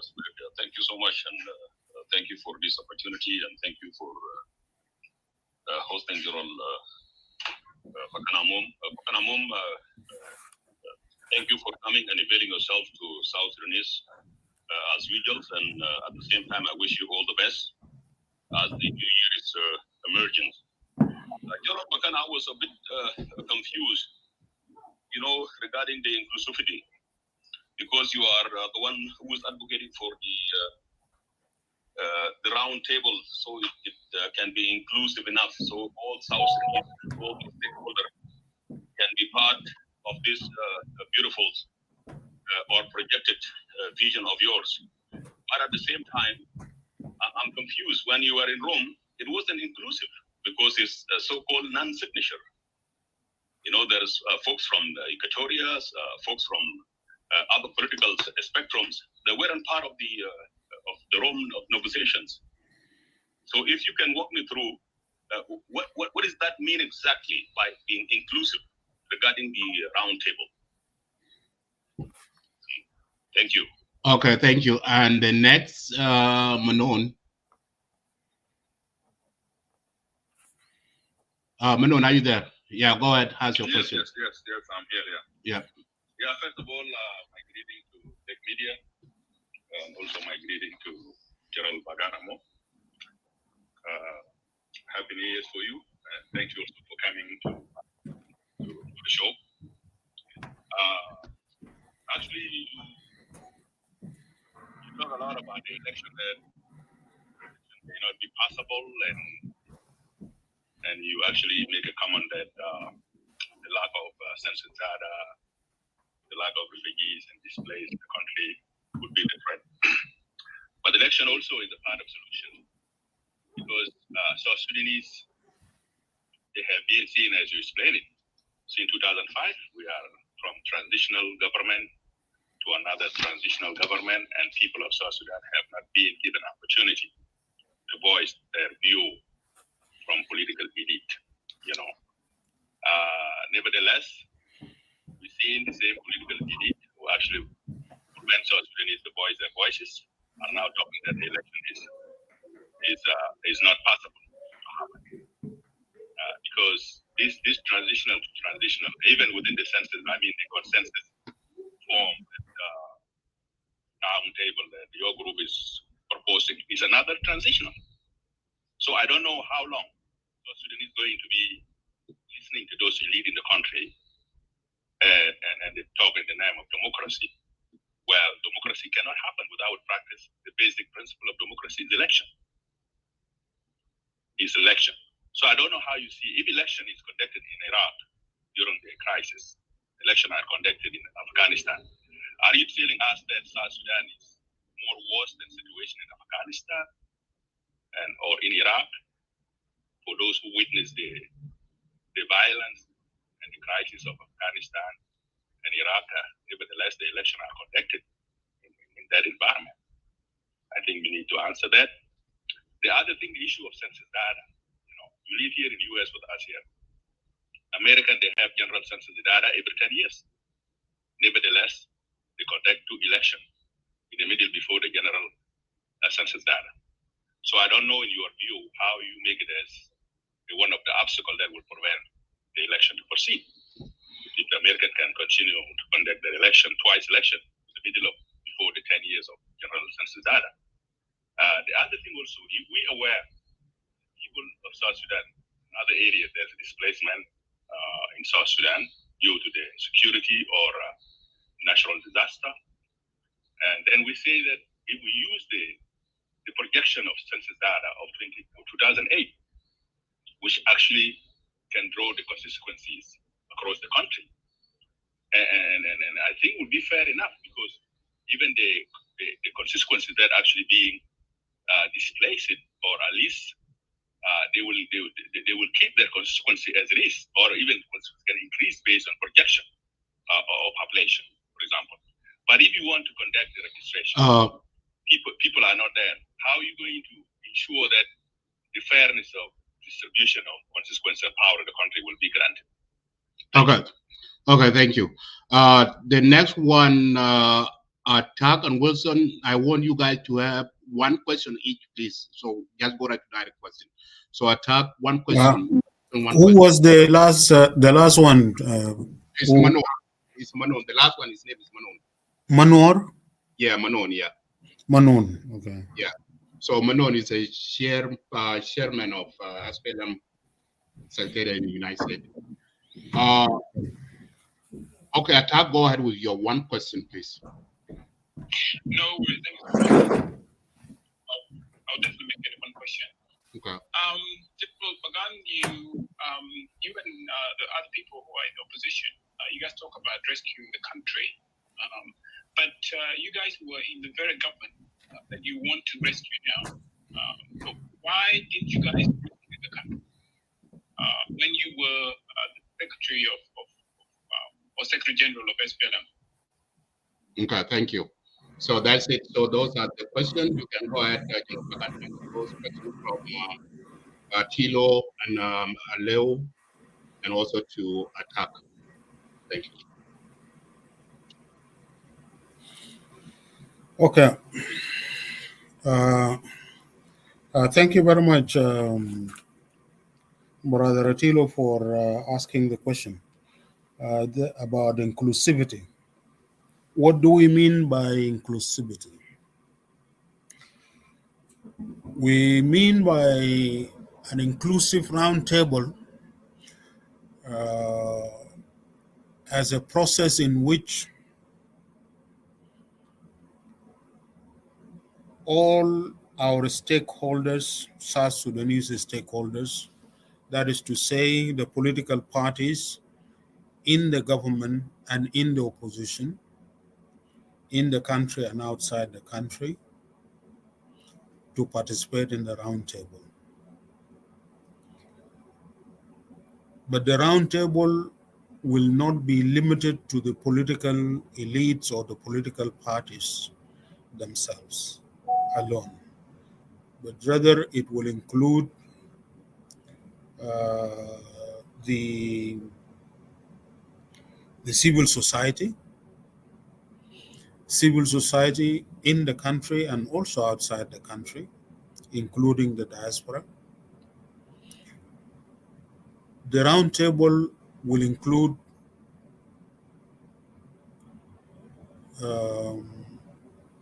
our religious leaders,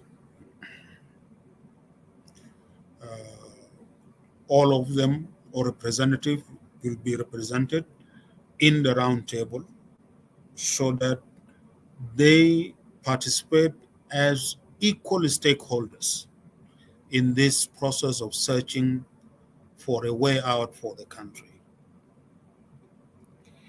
It will include, the roundtable will include women representatives of the various women organizations in the country, outside and inside the country, as well as also representative of our youth. As I said earlier, our women are a majority, and our state is becoming a very violent state against women. Our country, the majority of our population are young people, and the youth are also the future of this country. We are talking about the future, therefore they should be represented. That is what we mean by inclusivity. Yes, in Rome, it was not inclusive because it was limited to the political elites in the country, and that is limited to the political movements and parties in the government who signed the revitalized peace agreement, and in the opposition who did not sign the revitalized peace agreement. And in Rome, in the last rounds of talks with the government, we were arguing that the participants are not inclusive in the Rome process. We were presenting our position as non-signatories that it is important that the Rome process is transformed to include our religious leaders, our women, our youth, our civil society. And we widen the agenda from trying to negotiate another power sharing agreement for the non-signatories or the whole out groups to join the government. Instead of just that being the focus, let us discuss on how to rescue the country as a whole. Let us discuss how to take the country into a path of peace and stability, and to achieve prosperity with a stable democratic system in the country. That was the last discussion we were having in Rome with the government. The government was saying, no, these meetings should only be limited between the revitalized or reconstituted government of national unity, and the whole-out groups. And the purpose is to sign an agreement that will include the whole-out groups to join the government as a focus. And that is where we disagreed. So you are right, Rome was not inclusive, and we propose that it should be transformed so that it is more inclusive. So that is the inclusivity we are talking about.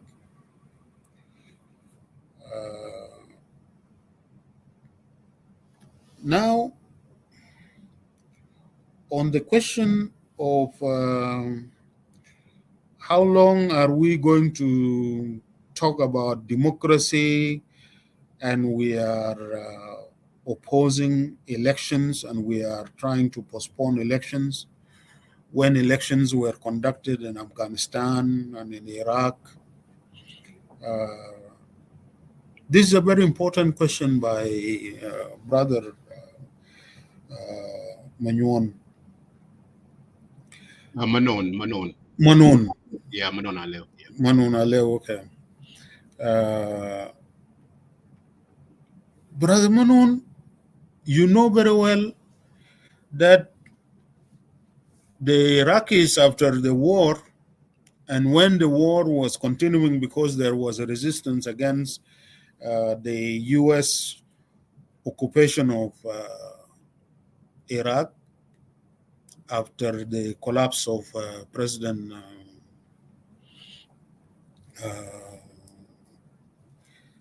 Saddam Hussein, what the Iraqis did was after the occupation administration, the Iraqi formed a transitional government.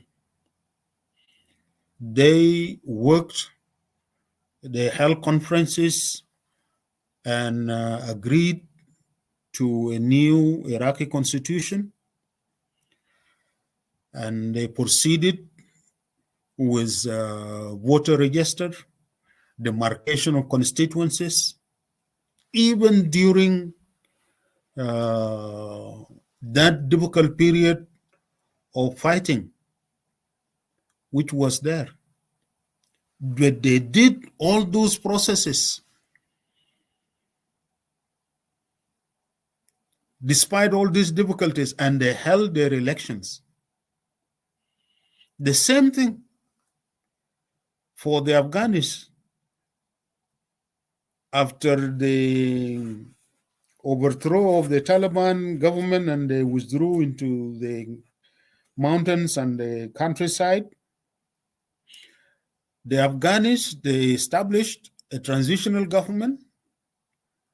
They went through conferences, constitutional conference. They adopted their constitution. They carried out preliminary census. They registered voters. They demarcated constituencies and conducted elections.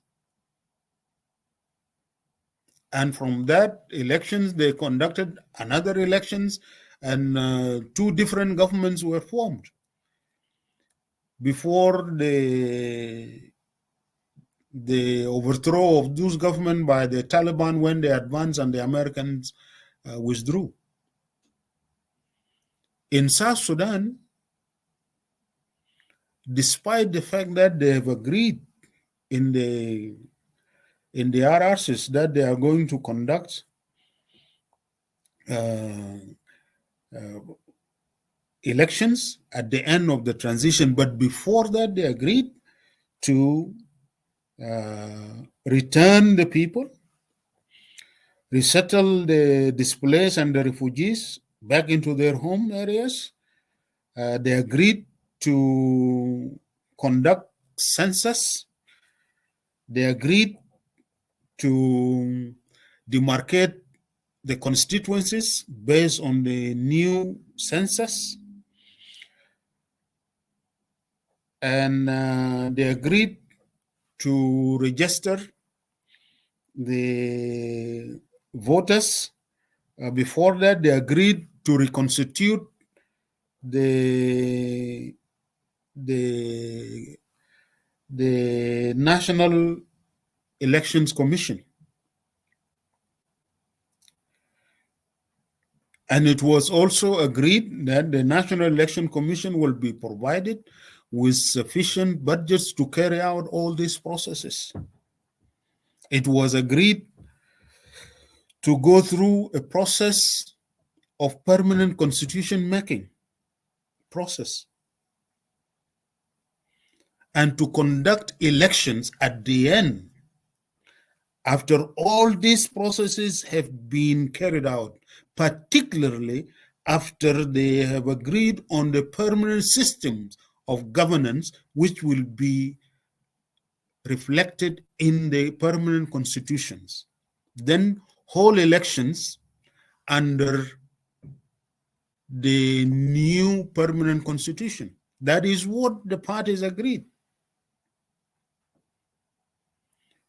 Now, my brother, all this, even though they have agreed, all this have not been implemented. Now, the people are not returned to their home areas. The refugees have not returned back to their areas. The internally displaced have not returned. So they could not conduct the census. There is even no demarcation of the constituencies, no register. And the last register was in 2010. For now, 2010, it is 13 years from 2010. And it was not agreed that they conduct elections with the old census, with the old voter registration, which of course definitely need to be updated, because maybe 50% of the voters today were people who were minors. You know that the majority, those who turned 18 from 2010 to up to now, probably will form the majority of the voters. And if they are not registered, and if you are using the old registered vote, you will disqualify them. Now, these are things that the government has failed to do. We are not the ones saying, don't hold elections.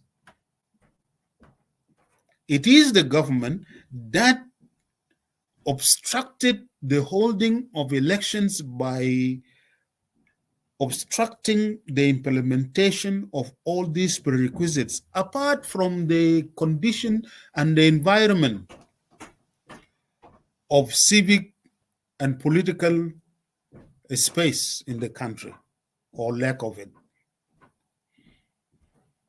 So, who is making the situation not to have elections in the country? It is the government. It is not the opposition. And if the whole elections without having provided and established all this,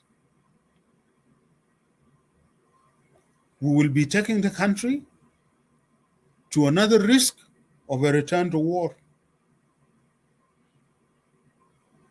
when the results are contested. You cannot use also the population projection. As you can see, it is when the projections were announced, it turned out to be a very highly conflictual issue, where some states have doubled their population and other states have been cut to less than half of the previous population, for example. That is another area of conflict again. So that is the reality we are talking about. That is why we are saying, please let us engage in a conversation to take the country out of this crisis and out of these obstructions. Nothing more.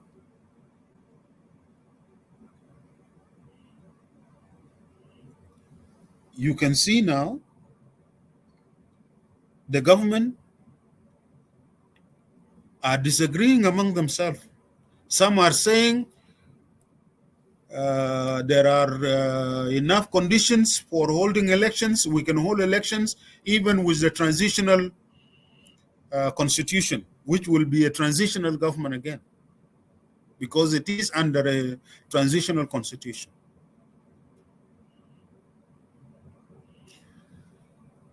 This is within the government. Others are saying, no, there are no conditions for elections.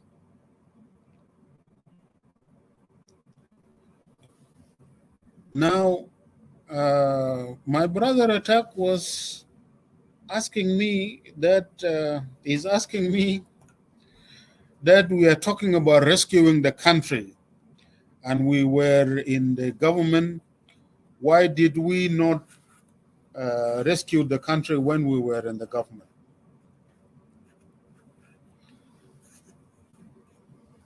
My brother, I think you have not been following developments in the country. When I was in the government, or when I was the Secretary General of the R-SPLM, in 2012 and 2013, very early I started to speak of the need to build our national unity, of the need to reform the government. And I was criticizing our government. I was criticizing the leadership of SPLM, of which I was part of.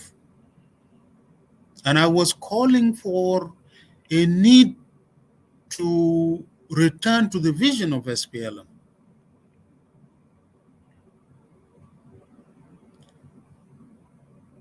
And I was calling for a need to genuinely fight corruption. And as a Secretary General, when I was saying this, my brother Attack, people were saying, you are Secretary General of the party. Why are you talking against the party? And why are you calling for reforms within the party? And as a Secretary General, I was put under house arrest and I was denied not to speak, not to talk about rescuing the country, not to talk about avoiding a return to war. Maybe you did not follow these developments. Now, when I am out of the government, you come around again and ask me, why are you talking and you are out of the government? Why are you? And I was talking and I was pushed out of the government because I was talking in the government calling for rescuing the country. Now I'm outside the government. You want to deny me not to talk about rescuing the country. Where would I talk now? Or you just want me to be silent and not to say anything about South Sudan? I think that is what you want. But that will not help.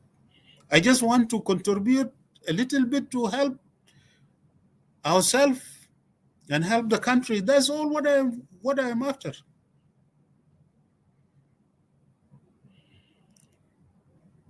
If it is about when you are in the government, you don't talk, I would have not left that government. I would have not been put under house arrest. I would have not been removed from the position of Secretary General. And when I went back after I was removed, I was returned and I went back to my position as Secretary General. But when President Kiir refused to sign the peace agreement in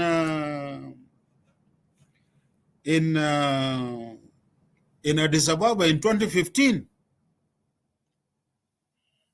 I spoke out and I criticized him. That is why I'm out of my position as Secretary General again.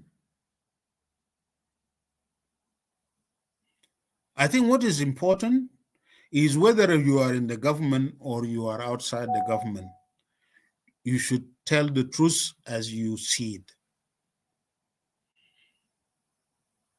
And if something is being done wrong, say we are going in the wrong direction, we should go to the right direction, or let us look for the right way or the right direction.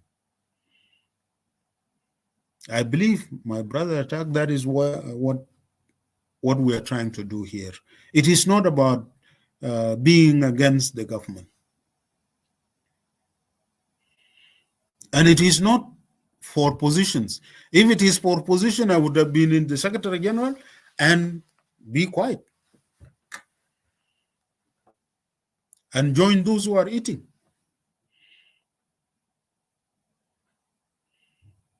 But that is not what we are about here. All of us now, all of us are required as a generation alive today of South Sudanese, our responsibility, all of us, you and everyone here, our task is to ask ourselves, how can we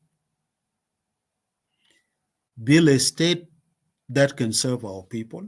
How can we build a nation out of all South Sudanese in their different tribes so that they can live in peace and harmony? That is the responsibility that we have. And that is what we are searching, and that's what we are discussing, even here now. So it is your responsibility to ask yourself, how can you rescue the country? And the situation now is worse than any other time before. You know it. And it may get worse. That's why we say, let us do something before it gets worse. That is the whole idea about this roundtable conference. It's not anything else, really, genuinely. And what is wrong about us calling ourselves and say, let us sit down and talk about our problems. Let us look for a way out. And it is all of us sitting and talking. Not as enemies to each other, not as people fighting for power, but as South Sudanese who want to build a modern, effective system of governance after we have become independent. It is for us not to fight among ourselves, but rather to ask ourselves, how can we be united as a people? How can we reconcile now that we have inflicted so many wounds and we have divided ourselves? Can we unite? Can we build a nation that we can be all of us proud about? These are the issues, my brother Attack. They are not any other issue. Thank you. Thank you. Thank you, General Pagan. We have one person in Clubhouse, Wilson Fanakur. I want only one question from you. Just make a brief, because we're running out of time. All right. Thank you, Brother Madid. And thank you to the entire Lagos State teams meeting. And thank you, General Pagan Amum for coming to this forum to highlight some of the things that are needed to be shared by South Sudanese. I don't know where to start because Pagan is all over. But some of the questions have been asked already. I may come up out of this question because I believe politics go on public opinion. If some politician are speak 4 years with one things without observing what the public need, then this politician will be out of question. Because you don't speak with what you think, you go with what the public thinks. Now, it's at our table, democracy, there will be war, and all. So there is nothing new here. It's like you have a wrong DJ always being the same song that happened or live shit. Now, I'm going to the out of the question as one of your senior Comrade Pagan came out with very strong interview last 2 months, if I'm not wrong, General Uyai. I don't know whether he's still with you in the party, but the way he was talking looked like he was independent. He came out with very strong term of using, he's coming to Juba with Kalanchin Cope. He's going to take the government out. And we were being waiting, thinking that you may come out, whether you denied or you for it, to highlight South Sudanese. So now, my question, were you in the same boat with your senior in your party? Is that what you are forward to, not a round table in the room? Or this guy speak out on his own? Because this is very serious here. Some of you are talking here with the peace, and then some of your members are coming to Juba with Kalanchin Cope. So can you tell us which one is which now about this statement come out from Uyai Deng last month? Were you aware of it or are you part of it? Thank you. Thank you, Wilson. There is a question from Wilson Panakur. General Pagan, I'll take this question with you and then you can answer them both. So this question is coming from me. Actually, this question is regarding about unification of R-SPLM. So you are chairman of real R-SPLM and the ruling party, R-SPLM, called R-SPLM IG and R-SPLM IO. If there is a window of opportunity for this party that carrying the R-SPLM name to be united before they left on 2024.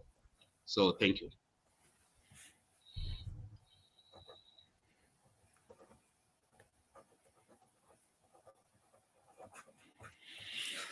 Yes. About the question of Brother Wilson about the statement or the interview conducted by Mathiang Shirilo with General Uyai, where he said that he was going to go to Juba with his Kalashnikov.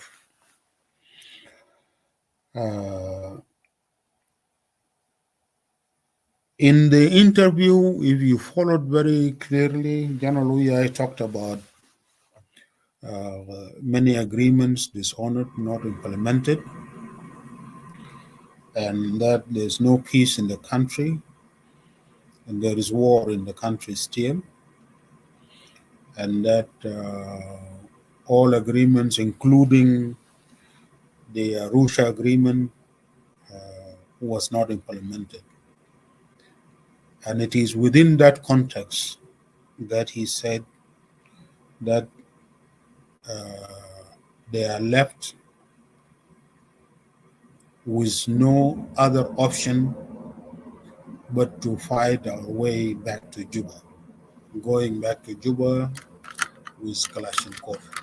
That is what General Uyai said.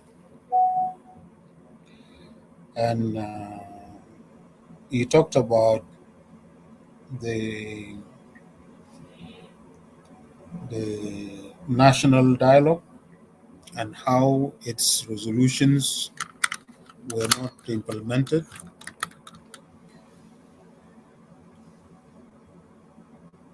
And it is this same environment we are in now. Today, as we speak, we have violence all over the country. Peace agreements are not implemented, or the result of the national dialogue are not implemented. Even the idea of the round table, the government was rejecting up to now.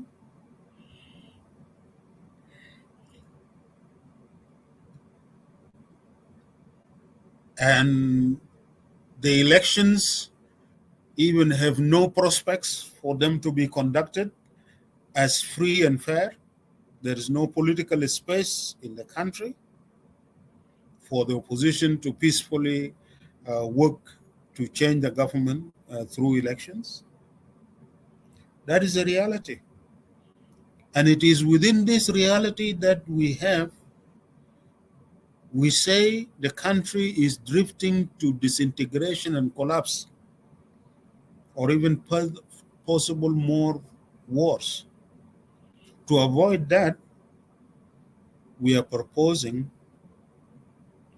to convene a roundtable conference, an inclusive roundtable conference with the participation of all the stakeholders, for South Sudanese to sit down and have a serious conversation about the future of the country, with the aim to develop a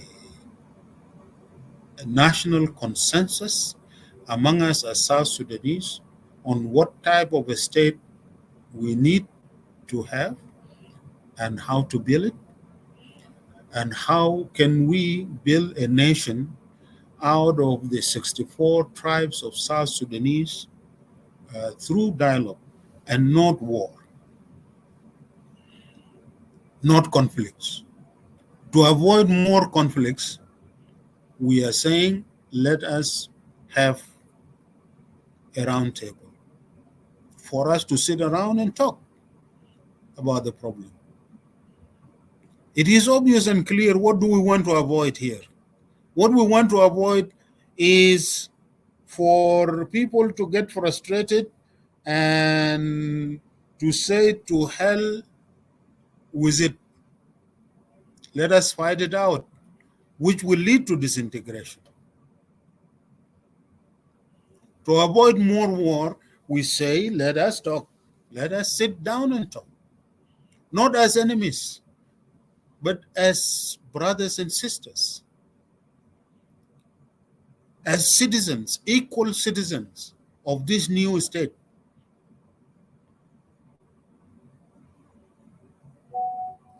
So you can see the linkage, my brother, and that is exactly, this is the context where the idea of the round table is coming.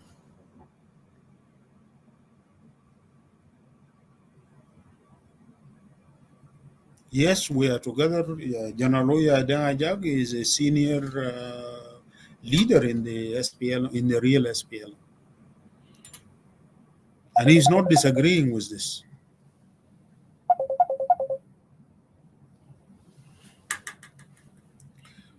We are fully agreeing.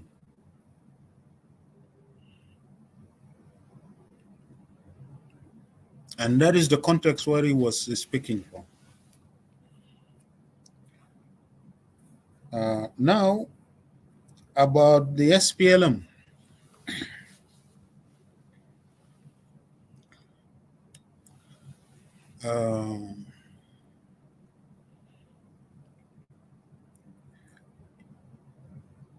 The reunification of SPLM has been obstructed, honestly speaking, by the chairman of the SPLM himself, who is now the chair of the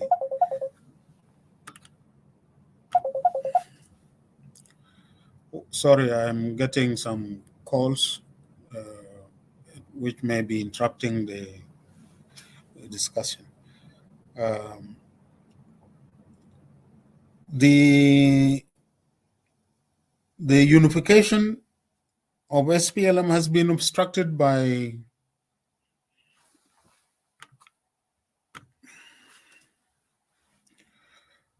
the chair of the SPLM, by General Salva Kiir himself, and it seems that he has decided not to return to the vision and program of SPLM.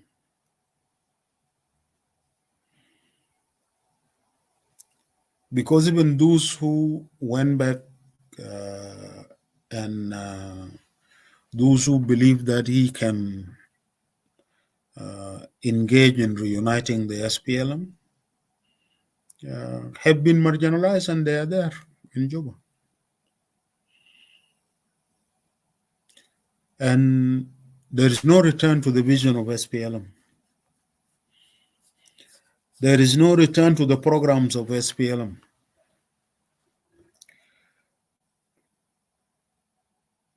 And he seems not to be interested in actually building a peaceful South Sudan, or having a government that can deliver what the SPLM promised.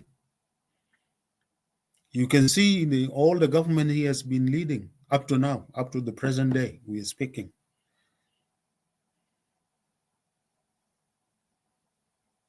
All these governments never delivered on the promises made by the SPLM.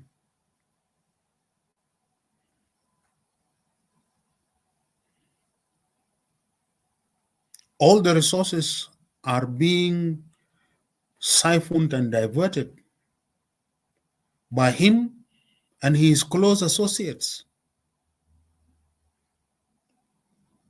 into their private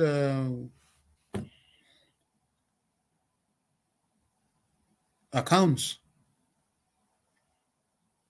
You can see it, for example, in these shameful so-called road projects. The building of the road from Juba to Bor. How can it take $3 billion, 200 kilometers, and you take $3 billion for it, and you are still asking for more? How can you build a road from Juba to Bahr Ghazal and it is not reaching for years? And 1 kilometer is $1,800,000 per kilometer, and it is washed out by rains, and it is already cracking.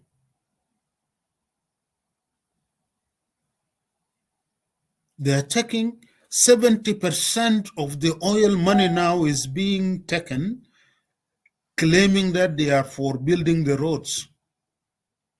And these roads are being built by the president companies. ABMC, which was sanctioned, and ARC. What is this?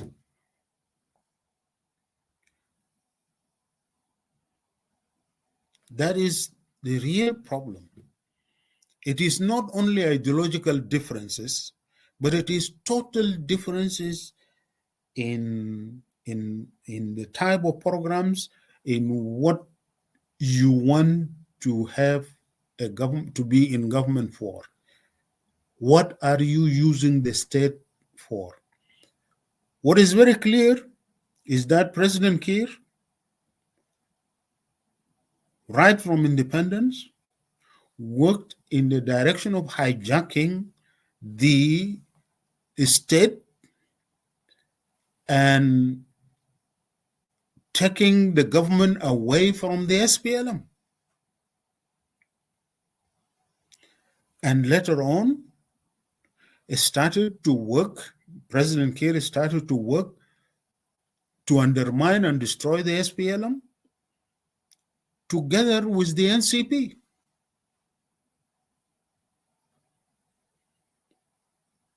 And he brought and empowered the NCP cadres whom were given mission to destroy the SPLM and its government, and empowered them, brought them very close and empowered them.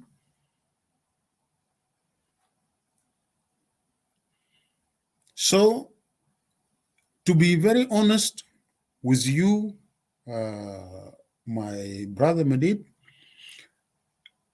President Kiir has become or has taken a counter-revolutionary position and has adopted a reactionary ideology of tribalism and regionalism, and is engaging in dividing the people, destroying the country, and capturing the state and undermining the state. The result is a failed state. The result is a captured state. The result is a dictatorship and a kleptocracy.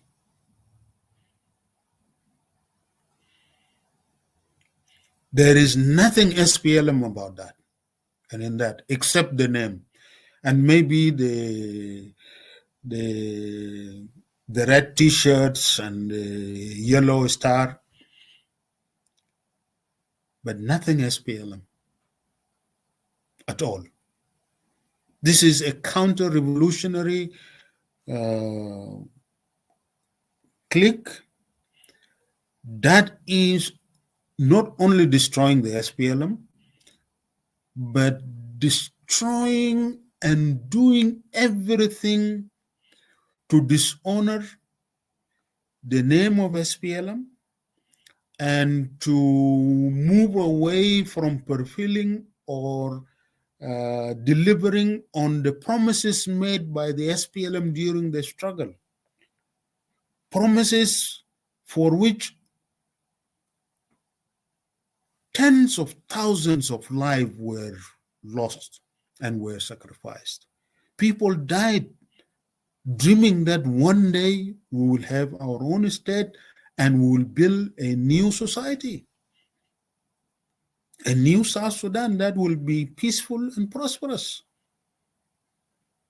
That is what is SPLM. SPLM is not just name. SPLM is a vision. SPLM is a program. SPLM is a clear mission. What President Kiir has been doing is against and opposite to what SPLM stands for and stood for, what he himself fought for. He is against what he fought for. Yes, he has a potential and a possibility of returning back to the vision of SPLM, to the real vision of SPLM. He has that possibility. So theoretically, there is a possibility of unity, but you unite to leave SPLM vision, or unite by returning to the SPLM vision. The real unity is when we come back to the program, when we come back to promise again that we are going to deliver what we struggled for. What was the liberation about?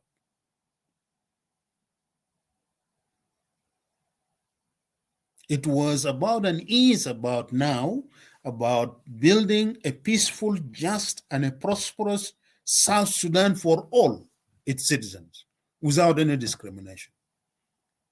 That is what SPLM is.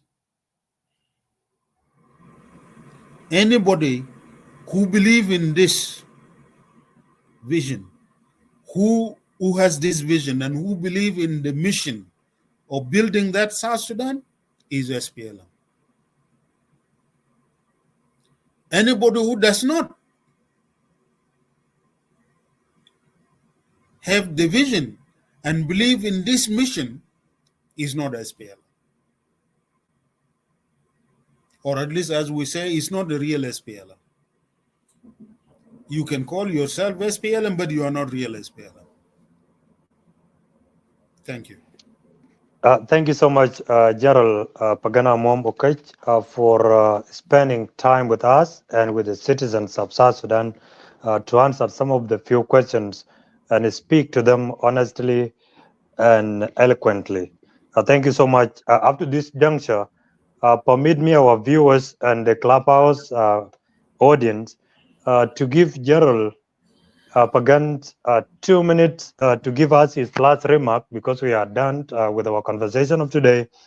And in your closing remark, General, what is your message to the President Salva Kiir and the government of South Sudan? And what is your message to the citizen of South Sudan, whose their hope is always that once New Year comes, they always believe that New Year might come with a different dynamic and changes politically and economically? What is your message to these two groups, the government of our president and the citizens of the country? Thank you so much. Thank you for hosting me in Lagos State Media and for giving me this opportunity to share with our people and your viewers and listeners about our common dream as a people, and about how it is necessary for us to take this time to sit and have a very serious conversation, a very serious dialogue, and the call that we are making is for all South Sudanese stakeholders to convene a roundtable conference to rescue the country, all South Sudanese. And we sit in a round circle, in a round table, in a neutral ground, so that we are able to genuinely do a soul search and redefine ourselves as a people,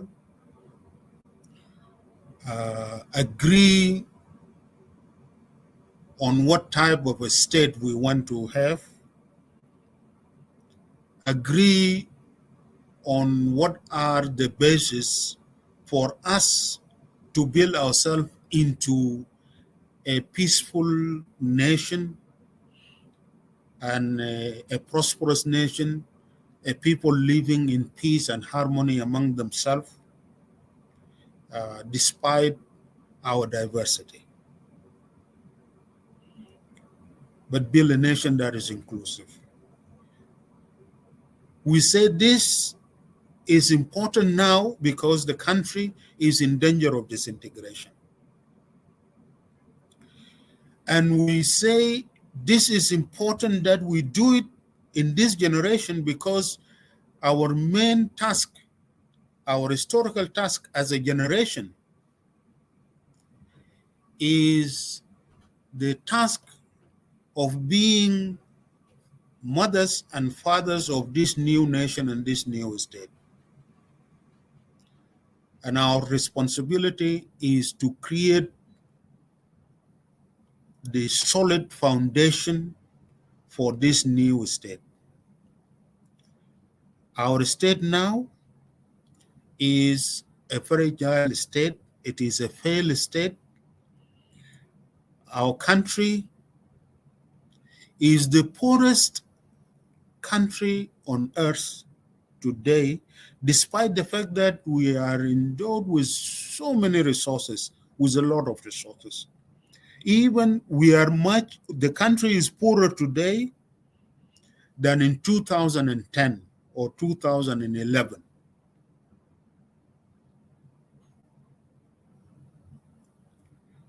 our GDP is falling every year. We are in a negative growth.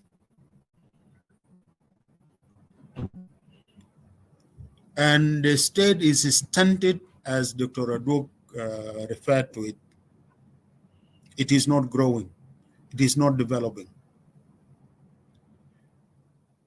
Because of all this,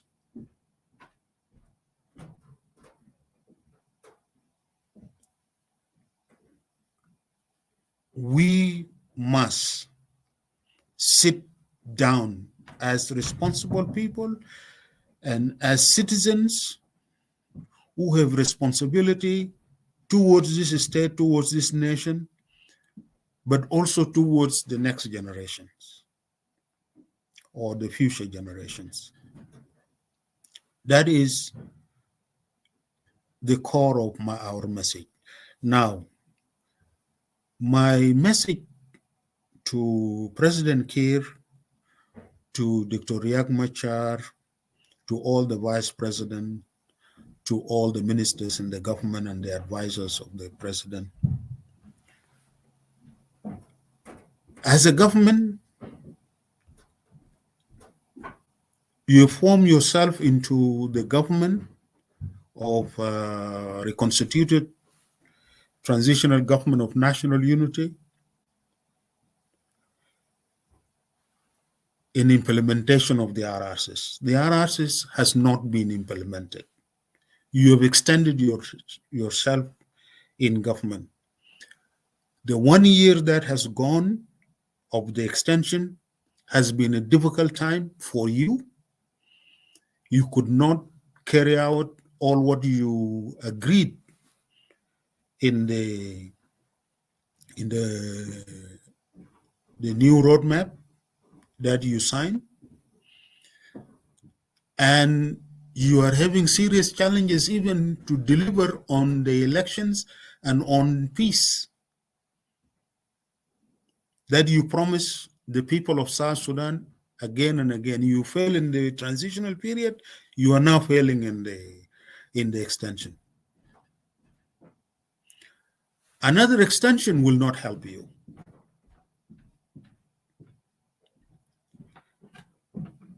Holding elections without fulfilling the preconditions for the elections, as you have agreed, will take the country to another risk of return to violence or collapse of the state. The economic crises that are happening are posing more challenge to you. And things will not be normal for you, President Kiir or Dr. Riek Machar, who are leading the government now.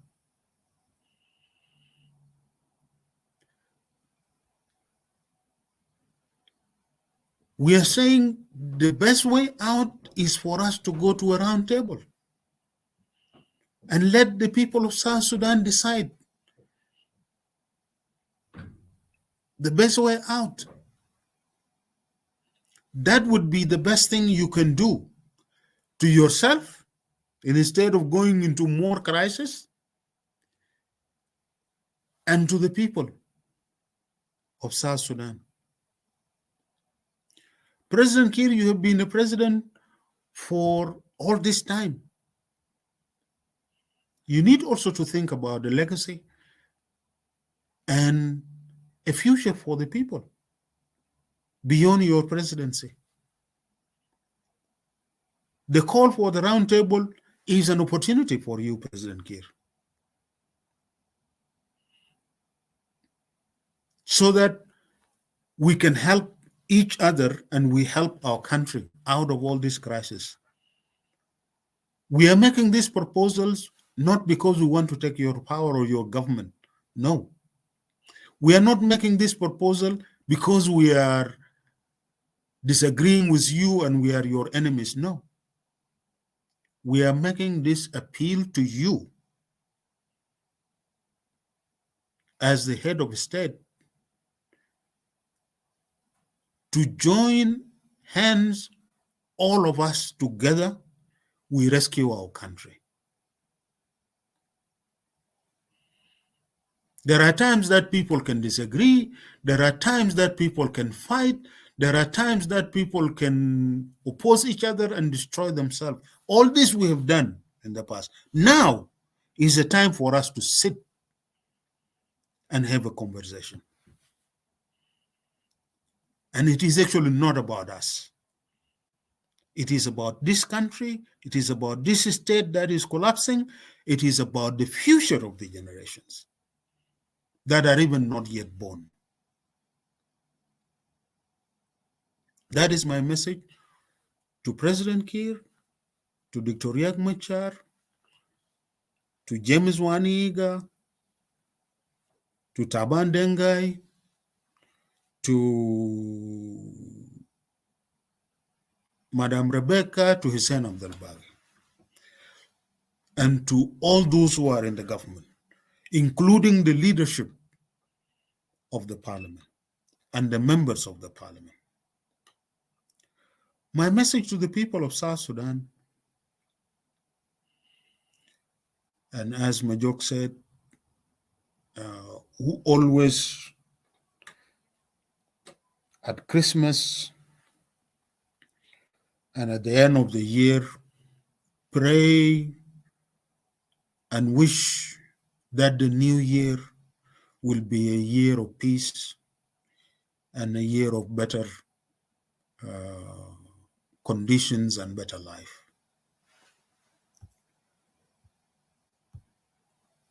It is also my prayers and my wishes to each and every South Sudanese who are suffering in different parts of the world, inside the country, different parts of the country, that 2024 will be a year of peace. I pray that it will be a year of peace. I pray it will be a year that we begin to focus on building our country, on building our state, and on building ourselves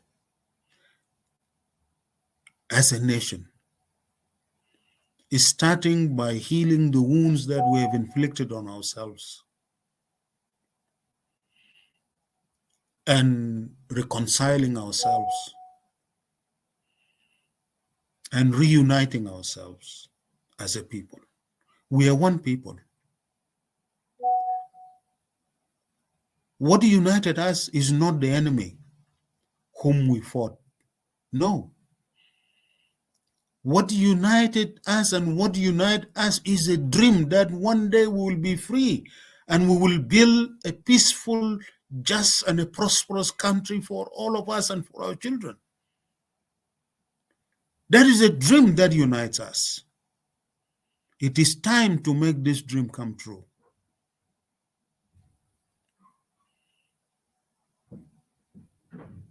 I beg you, each and every citizen in South Sudan, to please support this initiative of convening a roundtable, an inclusive roundtable conference, so that we can build national consensus, agree to a new social contract that can be a basis for building a peaceful, just, and a prosperous South Sudan for all South Sudanese, a homeland in which we can live in peace and harmony, and we can begin to sing songs of freedom with joy as we sing in our national anthem.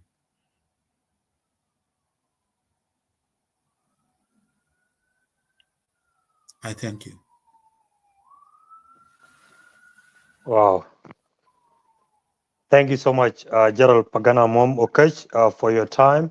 On behalf of Lagos State Media, we deeply appreciate your time, and we really honored your time that you have allotted to us for 3 hours and some minutes, staying here and speaking to South Sudanese from bottom of your heart.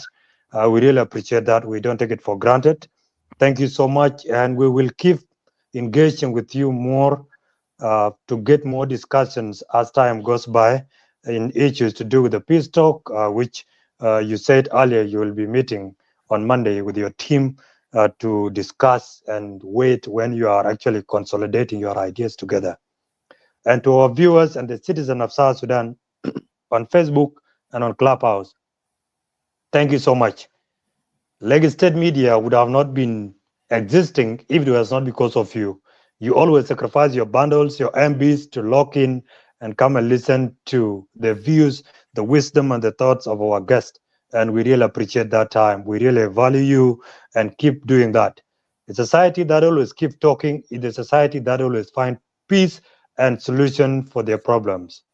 As General put it earlier, we are not united by the enemies, but we are united by the ideals and the vision that we share together. We are united by the locality where we dwell together as the citizens of South Sudan. The role of South Sudan is not one-man show. It's you and I and everybody.